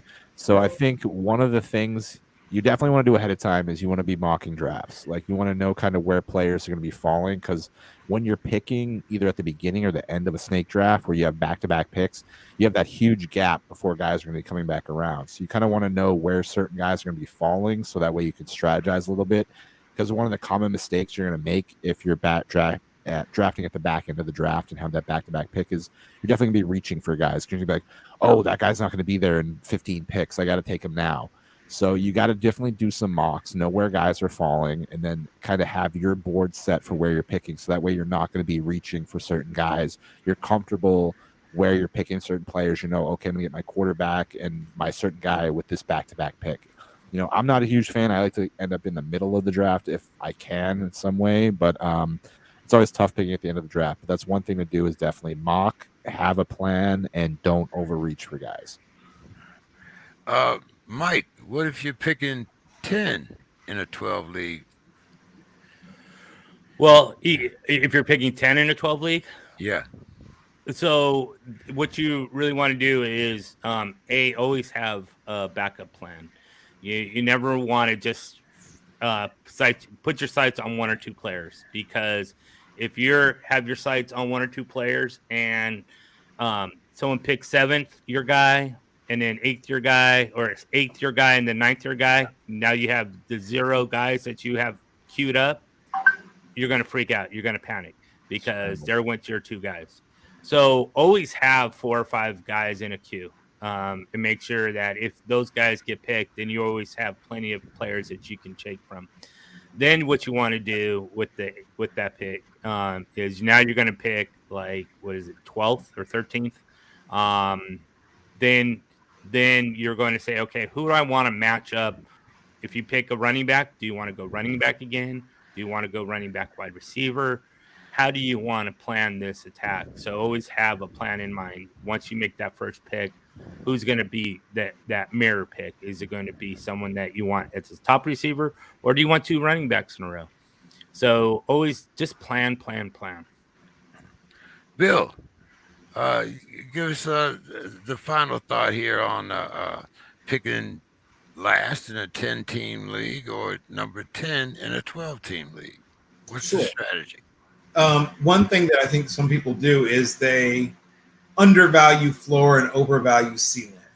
And what I mean by that is there's a tendency to get very excited about what a guy can do this year, right? Whether it be a rookie or a player whose situation changed in such a way that you think his production is going to skyrocket. That's awesome. But I look at floor first. What is this guy's floor? Because you don't always get the best case scenario. Things don't always maximize. So I want to know what a player's floor is. A guy like Mark Andrews has a great floor. A guy like Travis Kelce has a great floor. Yep. A guy like Miles Sanders, even if he stays healthy, he's going to have a really good floor, right? So is there a player who has little to no competition at their position? That's one thing I look for in terms of floor. Does the offense almost have to feature this player because he is by far their best option in almost any situation, right? So guys like that, like Mark Andrews, Darren Waller, certain guys have a great floor because they are so far ahead of the next best player at their position on their team that it's almost not worth mentioning who their backup is sometimes. And the offense features them intentionally, right? Because they know this player can do things that they don't have other players on the team can do those things. Dalvin Cook, right, has a tremendous floor. Now, that guy's not going to be available at 10, but Waller might, Mark Andrews might, right? Kelce most likely is going to be there at 10. So you don't have to go running back. A lot of people think I have to get a running back first. No. Get the player with the highest, to me, with the highest floor. So he has little to no competition at his position in an offense that intentionally features this player, right? They focus on this player intentionally. And if you do that consistently, even though you might not be picking in a great spot, you will at least get average to above average value consistently if you go with the guy with the highest floor. If you go with the highest ceiling, you might win, right? You might win your whole league. It might all work out. Or you might feel the sharpest pangs of regret because ceiling is less likely to play out. I'm a bit of a pessimist when it comes to fantasy, James. And so I have found that going with floor disappoints me way less than going with ceiling. Bill, is there more parity in a 12 to 16 team league or perhaps a 24? So I, fool that I am, have played in several very large leagues, as you know. The kind of league where you're snapping up Boston Scott to throw into the flex, right? And so because of that, I've learned the survival skills that you have to play in these very large leagues, 20-plus team leagues. There can be more parity. It all depends on, frankly, even in smaller leagues, what are the skills of the people against whom you're competing? How serious are they? So I've played in some leagues where everybody's in the industry, right? They're either fantasy writers or football writers or broadcasters or whatever. So one of the leagues I play in, it's all industry professionals of one sort or another. And I have done well in that league, at least in part because I am willing to wake up at 3:55 in the morning to be the first person to see, I'm not joking, to be able to work the waiver wire while others sleep. Nice. It's a drive. That's who I am. So that's how I've managed to survive in that very large league with a bunch of industry professionals. Because apparently people like to sleep. So there. But but yes, the other thing I will say in those very, very deep, very, very large leagues where there's lots of very good players and 20 some odd teams, you really want to be scouring injury news. You're obviously doing that all the time, but you really have to be on it. You really have to be on it. You have to be on it and what's going on in practices of all the teams. You have to really, it forces you to really put on your big boy pants if you're in a 20, 22, 24 team league with people who actually know what they're doing. You have to really pound the waiver wire. Once again, I wake up at 3:55 in the morning. You have to be willing to take some chances when you make trades. You have to trade with good players to get good players. Some people won't give up their best player or the player they like most. Nobody's off limits to me if I get back something I need, right? I don't believe in having an untouchable player. If I get back what I need, if I get back the players that will help me still to win, I'll trade anybody. I'm not one of those, I can't trade so-and-so. I'll trade Christian McCaffrey. I'll trade Dalvin Cook. I'll trade Derrick Henry. Nobody's untradeable to me. And it's done me well having that, in some leagues at least, having that philosophy. Because one, people aren't afraid to propose trades, to be afraid to propose other people. Because they know I'm willing to listen. Now, if it's a trade I'm not going to consider, I will say why. No, I can't take this trade, and here's why. But thank you. I like at least people sending me offers, even though some of them are a little insulting. But but like I said, the secret to me in those really deep leagues with people who know what they're doing. Because not every deep league, just because you're against 20, whatever, doesn't mean they know what they're doing. You can still sometimes get players you have no business getting, even in deep leagues, if they aren't good. But in the deep leagues that I'm in where people are also good, you got to work harder than you used to working, James. I'm sorry. you gotta hustle, right? Maestro, is he right? Plan. Yeah, I was saying, Bill, you need to get some, do a free agent budget over there. Save yourself some sleep.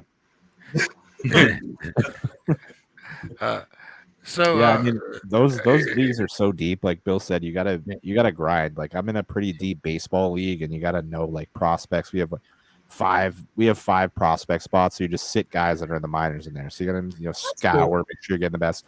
I got Juan Soto for nothing 4 years ago, and it was one of the best moves I made for my team. So like I said, you gotta grind. So if you're gonna commit yourself to be in a 16, 18, 20, even saying 24 team league, just the depth there, you're scouring after round 7. It's not a lot there, and you have another 9 rounds where you're all right, maybe this guy will do something. You're throwing a lot of darts. So like I said, you gotta know your shit. Yep. Boston Scott could be the key to a championship in one of those. Yeah. If I hear that name one more time, anyway. I know, James. Are we doing a crib league or what?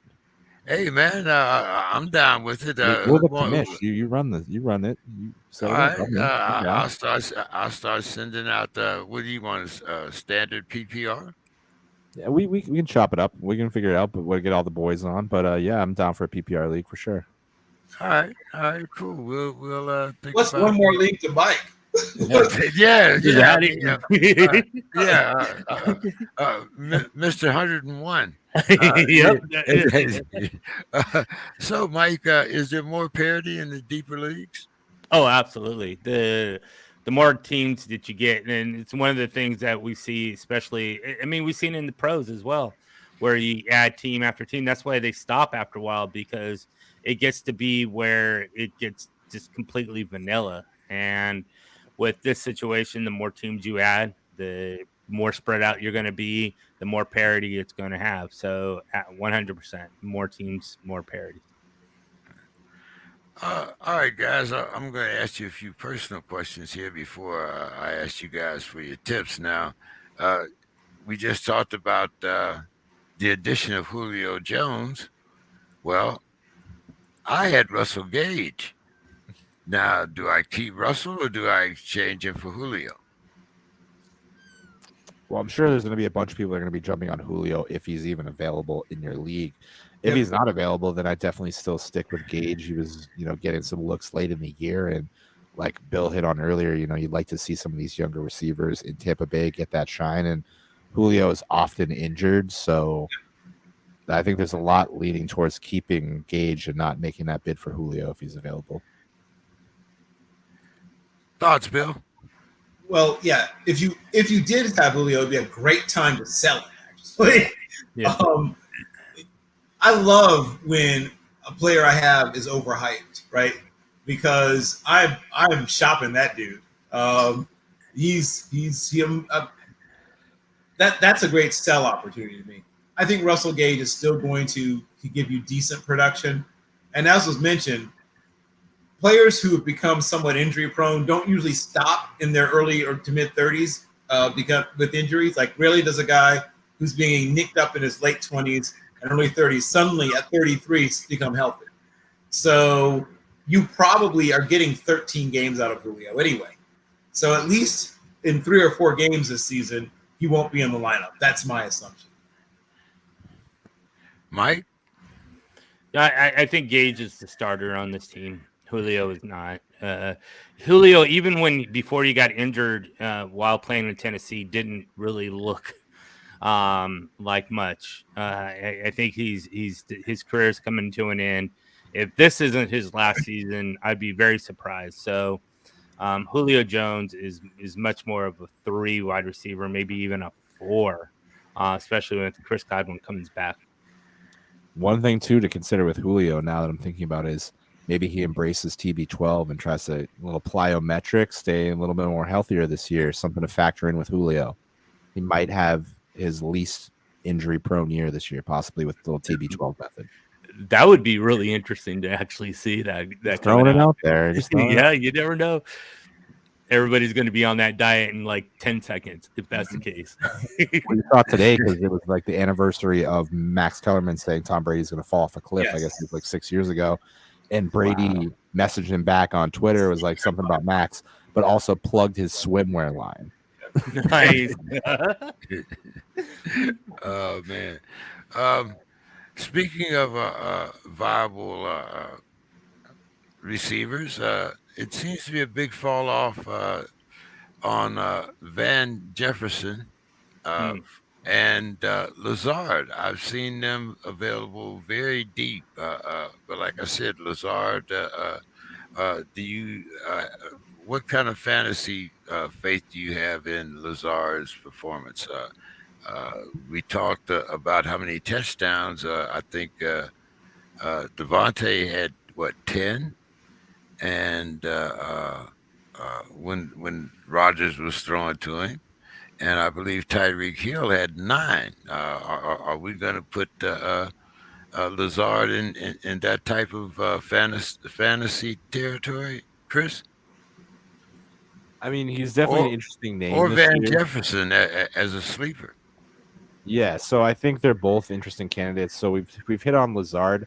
I think one of the key things to factor in him with him too is now he did have 8 touchdowns last year, but he did have Devontae Adams taking up some coverage. So now he's going to be the lone guy. So it's all about him kind of showing his playmaking ability.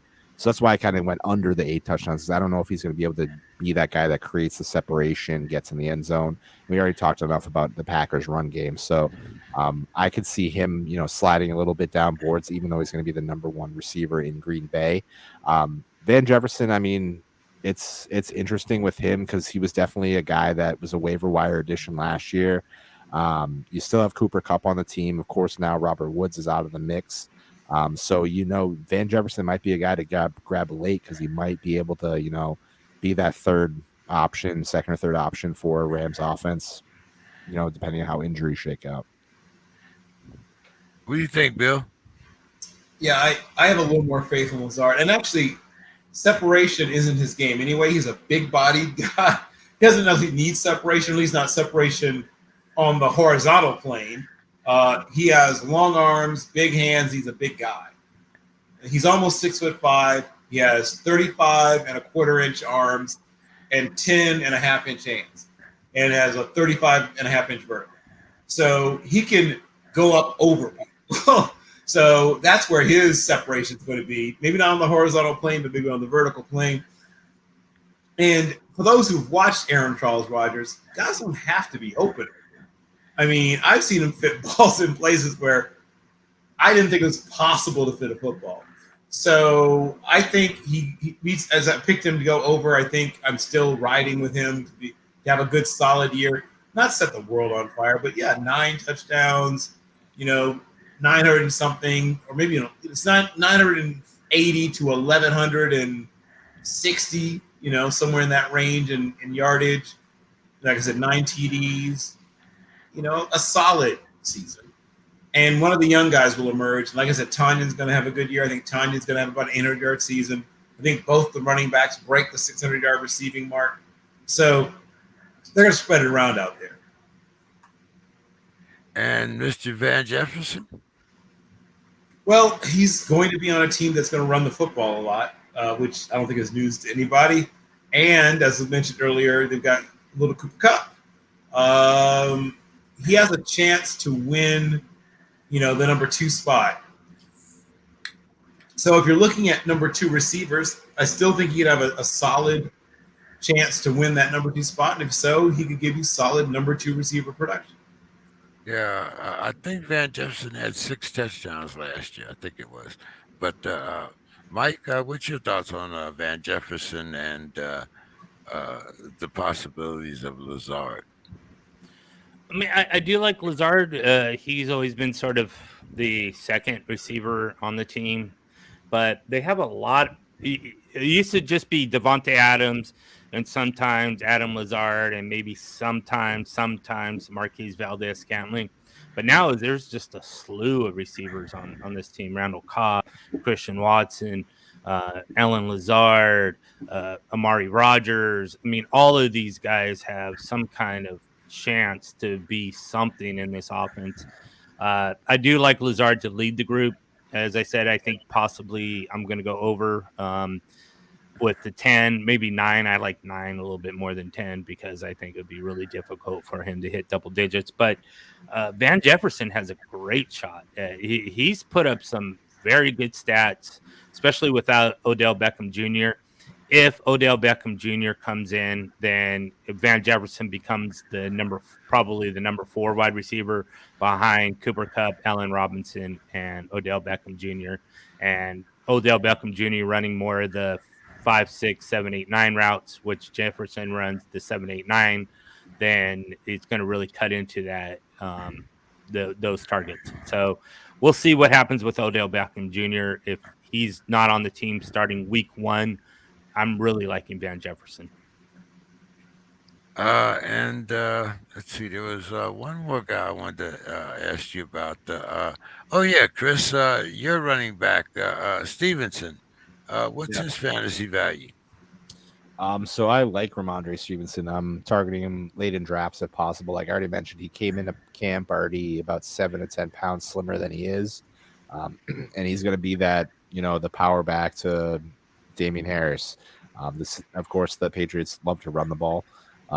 They'll move that, especially with Mac just in his second year. They're going to rely on the run a little bit. Hopefully, they let him throw the ball more, but they've always been tentative to let him kind of uncork it. But I'm excited about that. But I do like Ramondre Stevenson. There was a little bit period last year, I believe, where Damian Harris was down a little bit, so he had to serve as the number one running back, and did a good job. So I'm big on him. He was the 4th round pick, and I thought he was a big steal for them. So I'm excited for Ramondre Stevenson. Matt, your quarterback, Matty Ice, he seems to be available in some of the later rounds.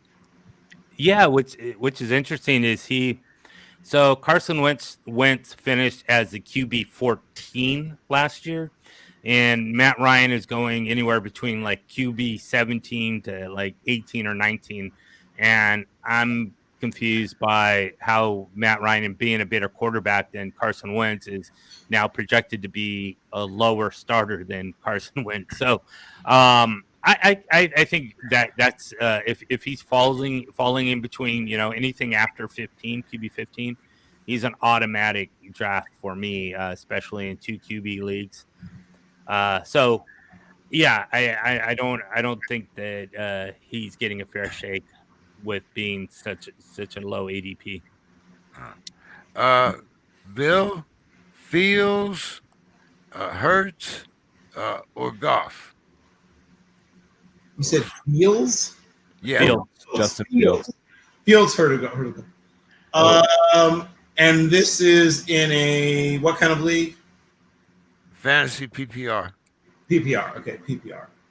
I'm still gonna go ever so slightly Hurts, and then Goff, and then Fields. I think that Hurts continues to give you a lot of value as a runner, and I think he improves as a passer this year. I think AJ Brown helps a little bit. I think Devontae Smith is going to be a better player than he was last year. Will know the offense better, and will even probably have gotten physically a little stronger. And I think Goff will have a good, solid season, but they're another team that I think really wants to run the rock, and he's not going to get as many attempts. And the third was Justin Fields, who has no one to throw to. So Chicago is at least a year away. Their offense is not going to be super dynamic, and the weapons. I mean, Mike is Mooney the only one with really fantasy relevancy, or do you think Kimmett has a chance to do something? Yeah, I think only Mooney is the fantasy guy there. Unless all of a sudden N'Keal Harry becomes the number one wide receiver as he was drafted first overall. I mean, that's hilarious, Mike, that you would even say that. Yeah. I've watched him for the last few years. It's not there. You want him to block on a run, yeah, sure, he's your guy, but yeah, don't draft him. Yeah, so yeah, no, outside of him, they're starting right now. They're starting Equinemius St. Brown, who couldn't even get on the field with no Packers receivers there. So it's awful. It's really awful. Chris? Yeah, I mean those are the rankings that I would have. I would definitely have Jalen Hurts ahead just because he is the dual threat with the run. Goff ahead of Hurts, or Goff ahead of Fields, just because he does have some sort of talent in the receiving game. He's got Amon-Ra St. Brown, right? Is that his name, Amon-Ra? Yeah, Amon-Ra is the next brother in age after Equimenius. Yeah, so they got him. He had a breakout towards the end of last year. I saw a video on Twitter today. I guess he does this routine where he catches 202 balls after every game. I'm assuming was that where he was like drafted or something like that. Probably because he was drafted in the He was a sixth rounder, right? On shoulder, 4th rounder. No, it wasn't two. No, it's not that. Then maybe it's double the number of when he was picked. Maybe. Yeah, but then you got T.J. Hawkinson too. So they have guys that Goff can throw the ball to, where Fields still doesn't have the weapons around him. The Daryl Mooney's nice. You might get something out of Cole Kmet, but yeah, there's not a lot there. Yeah. And lastly, guys, at least for my questions, Montgomery, I see, him always. To me, he seems vastly overrated in where they rate running backs. Is Montgomery a viable running back option? Chris I would say we're talking David Montgomery from the Browns, or excuse me, the Bears. from the Bears, yes. Yeah. I mean, he is definitely the guy to have for the Bears if you're going to have any player from the Bears for fantasy, just because he is a 3-down back. He's a dynamic runner. He can catch out of the backfield. So if you're going to draft any Bears player, even though I wouldn't suggest it, do David Montgomery. So he's definitely a guy. If you see him late in your board and you're like, why is David Montgomery there? Definitely grab him because you'll be happy you picked him. What do you think there, Bill? Montgomery.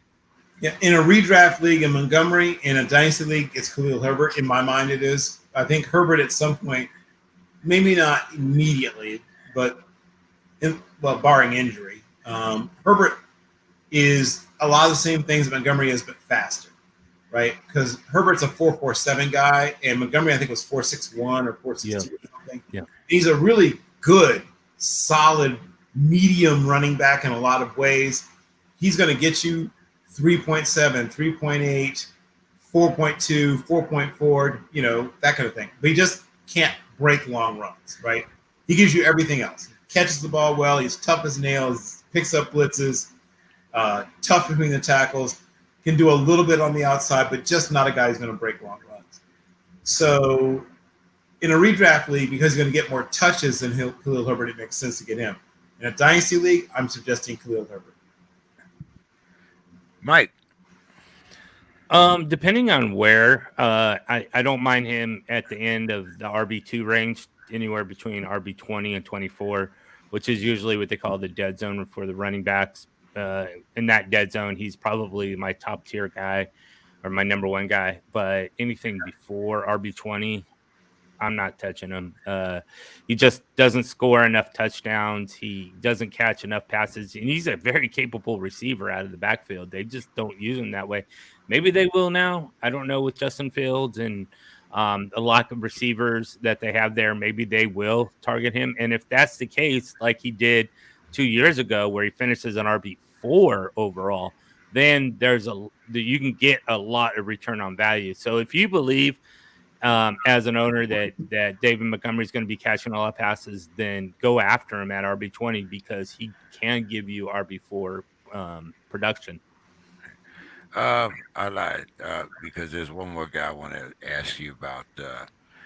Who do you think is as far as I'm concerned, because I had him on a lot of my fantasy teams, the more fantasy I give more fantasy value to Tony Pollard than I do to Ezekiel Elliott. Mike, am I wrong? Yes.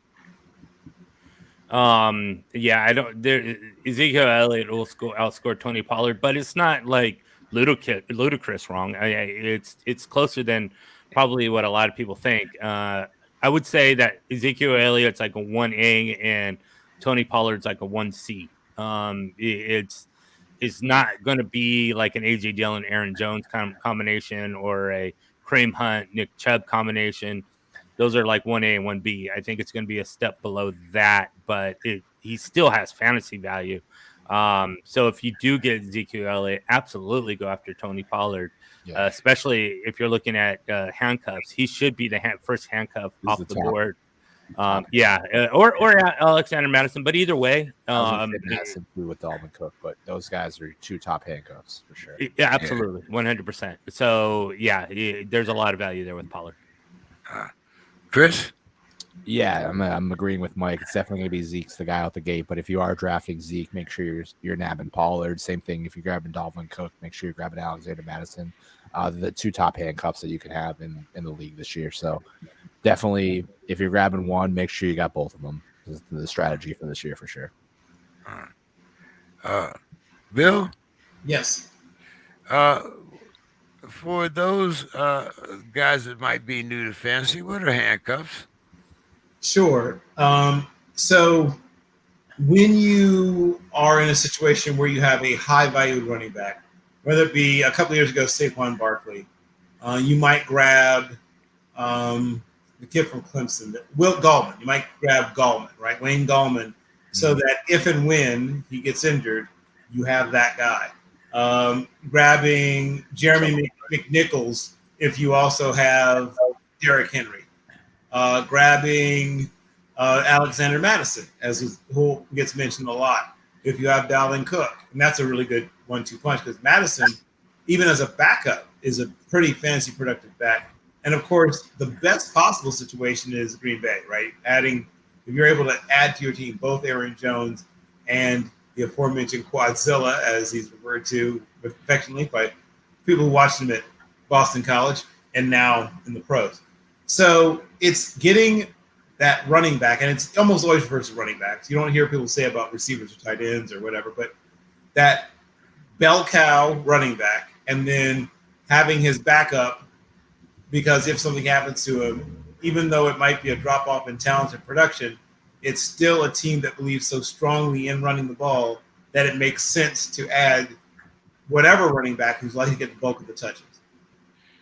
Yeah. Same thing you had Chuba Hubbard with Christian McCaffrey. Like, if you think a guy's going to be often injured, you want to get their backup because, like you said, if you're in an offensive team that's just going to run the ball, pound the rock, then you want that backup. I also, though, with the Green Bay, I feel like A.J. Dillon's ascended to another level now where they're both almost that 1A guy where it's not like, of course, they're going to have to split carries, but you could also almost play both of these guys as your RB1 this year rather than looking at guys like Pollard and Madison who you're going to get later in the draft. I think A.J. Dillon's going to go surprisingly high this year. Yeah, I think Dillon at the very least could be a flex option. Yeah. Yep. Yeah, we kind of talked about both of them being 1,000-yard rushers this year, possibly. Maybe. But all right, guys. Well, let's start with Bill. Bill, why don't you give us a fantasy tip and your final thoughts? Okay. So when I think about fantasy tidbits, Mike talked earlier about if you miss out on the top tight ends, right?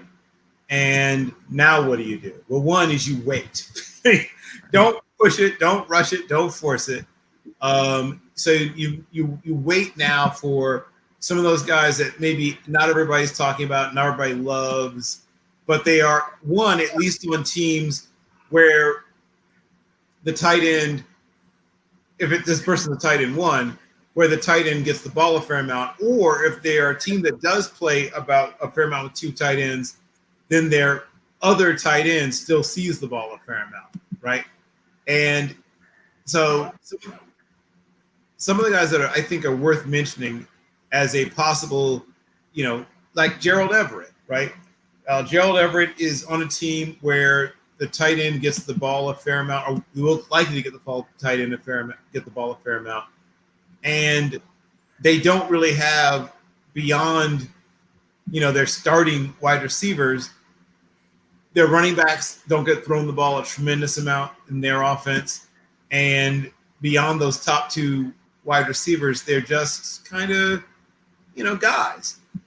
So that's one I would consider if you are a person who's going to be, you missed out on one of the 3 or 4. You missed out on Waller. You missed out on Kelsey. You missed out on Andrews. Kittle is not quite what he used to be. He's not quite a sleeper yet, though. Someone else I'll throw in there, Irv Smith, is a guy that if you miss out on the sort of sexy early tight ends, you might want to consider. Cameron Brate. Yes, he's kind of boring. Yes, 4 touchdowns. But if you're picking a tight end late, he's one you would consider. Mike Gesicki's on the borderline of breaking out, so he's probably not one I would mention. But David Njoku just got paid a lot of money.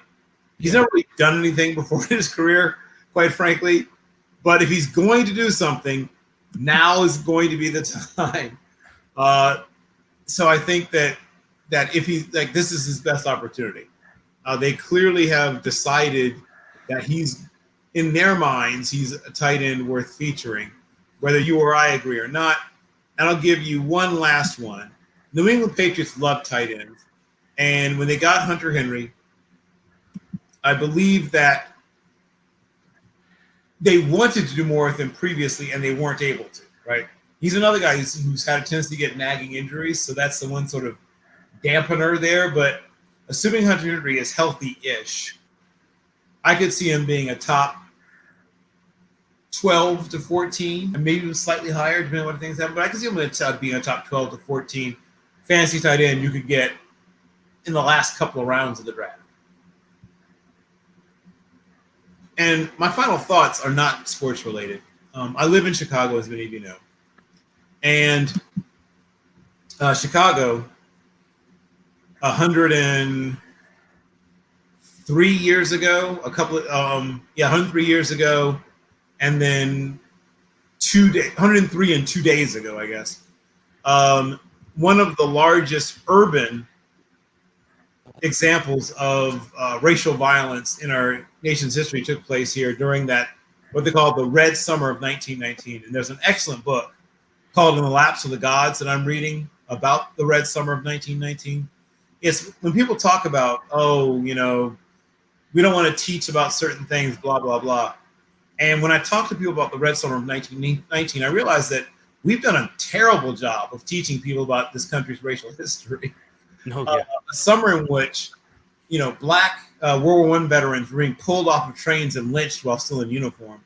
And I don't think most people know about it, about how intensely terrible the summer of 1919 was, and how many black people from Seattle to Washington, D.C., to Tallahassee, Florida, to, Elaine, Arkansas, to, in almost every state of the Union that had a significant black population, there was a large-scale surge of racial violence as in reaction, I think, in part to the upswing in confidence that a lot of black men felt having survived combat in World War I. The nation's reaction to it, not universally, but fairly widespread, was to try to crush that newfound spirit, try to destroy that newfound surge of self-belief and self-confidence that came from military service. And so, at least in part because of that, the nation ran red. And literally, you could see scores, like baseball box scores in major newspapers across our country of the number of black people killed in these incidents. So a lot of times people say, things are terrible, and things are still bad. And a lot of times people say, we haven't made any real progress. Well, that's simply not true. There are still terrible things that happen. There's still inexplicable incidents where people who've done nothing are killed for nothing more than being black. That still happens. But we don't see the numbers, the amazing carnage that we saw in that Red Summer of 1919. And God willing, we'll never see it again. It was violence of a scale that I don't think most people understand. In some of these incidents, hundreds of black people were killed at a time. 237 in the Elaine massacre. 140 something in another incident in Florida, and another 60 or 70 in Washington, D.C., and well over 100 here in Chicago, and the same mere days later in Alton, near the Mississippi, near the Mississippi River, near the Missouri border, another 107 or 108 black people murdered in the same summer. So it's just, I know some people don't like acknowledging things. They don't like being reminded or like learning certain things because it doesn't make them feel good. And I understand that. It shouldn't make you feel good. You shouldn't be comfortable. You shouldn't be okay with it. It should make you feel bad. It's okay to feel bad, especially about things that should make you feel bad. Right. But we should learn from these things. But you can't learn from these things if you don't know about these things. So I'm not here to make someone feel bad, though if you feel bad, I understand. I am here to let you know that the way we prevent these things from continuing is by delving into them, seeing what the causes were, and making sure that we teach ourselves and our children and the people around them why it is we can't allow these things to happen. Because it's incredibly clear to me from things I see in social media and see going on that it's not impossible that these things could happen again. Mm-hmm. People like to pretend it can't happen. I'd like to believe, I would like to believe it couldn't happen again. But more than anybody else except baby James, trust me, I would like to believe it can't happen again. But I'm seeing things that tell me it could happen again if we're not diligent. Those are my final thoughts. Yeah, I'm seeing more. I guess because I'm the pessimist, I guess I see more of a possibility of it happening. I'm really thinking that sooner or later it's going to be like the summer of '68 again. But let's hope not. Chris, your final thoughts and fantasy tips. So my big tip for fantasy is definitely that always helped me is get in your mock drafts. Do some mock drafts. Once you know your spot in your draft, get in there, do some mocks, be comfortable with your position because like we hit on earlier, when your guy gets taken 2 picks ahead of you, then your backup gets taken and now you're scrambling at your pick. It's the worst place to be in. You draft a guy you don't want and now you're like, I wish I took that guy when the next guy gets drafted like 3 picks later. So be prepared, do your mock drafts, have 5 to 7 guys you're comfortable with at each spot in your draft. Like these are the 5 guys I'm going to be comfortable with. That way you're not in that position where you're scrambling. So that's kind of my big thing. And as always, just, my final thoughts are I hope Kevin Durant is not a Celtic. I hope Xander Bogaerts and Rafael Devers are still Red Sox at the end of the week here. So we'll kind of see how the trade deadline goes. But from what I'm hearing so far, things are good, and they should finish out the season as Red Sox and hopefully continue the rest of their career as Red Sox.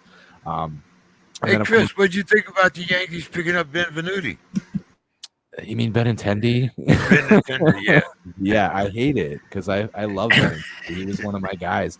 I drafted him in my Dynasty Baseball League when he got drafted out of Arkansas. I loved Benintendi.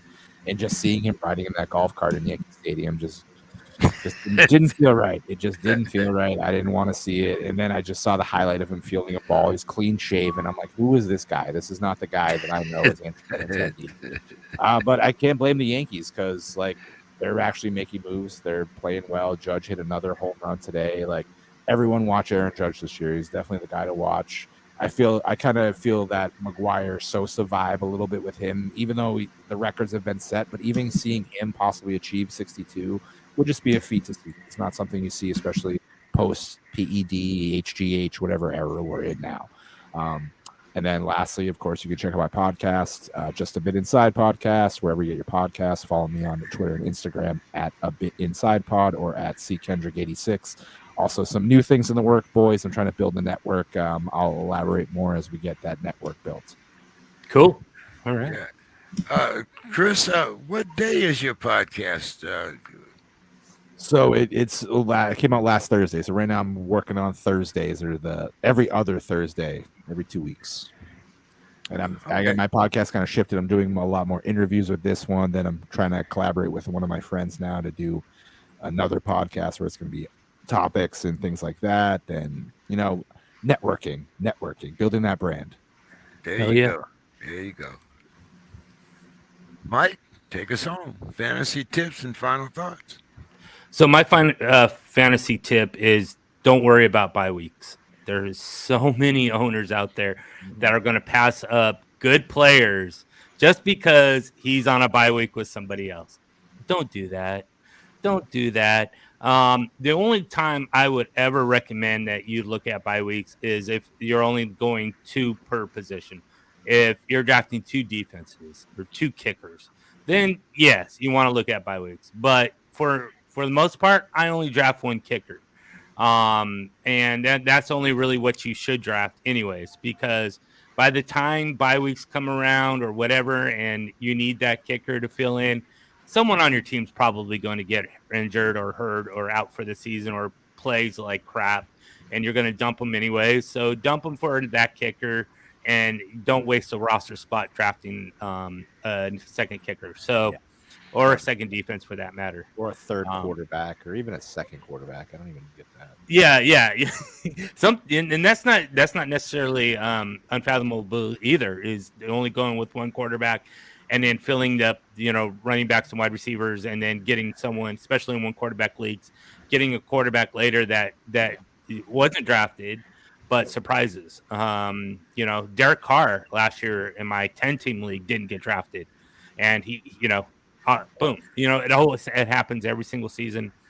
So yeah, don't worry about bye weeks. Get the player that should be there that you're going to draft.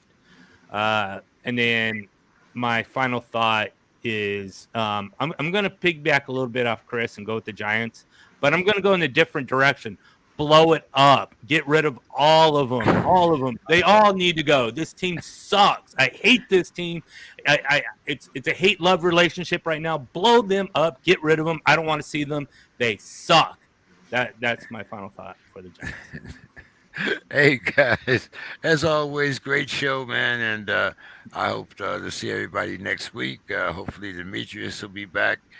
Don should be back off vacation. One more week before Spencer gets back. But hey, guys, as always, enjoy talking with everyone. See you all next week. We better see Demetrius in one of the throwback Pistons jersey next week. There you go. Oh yeah, that was great.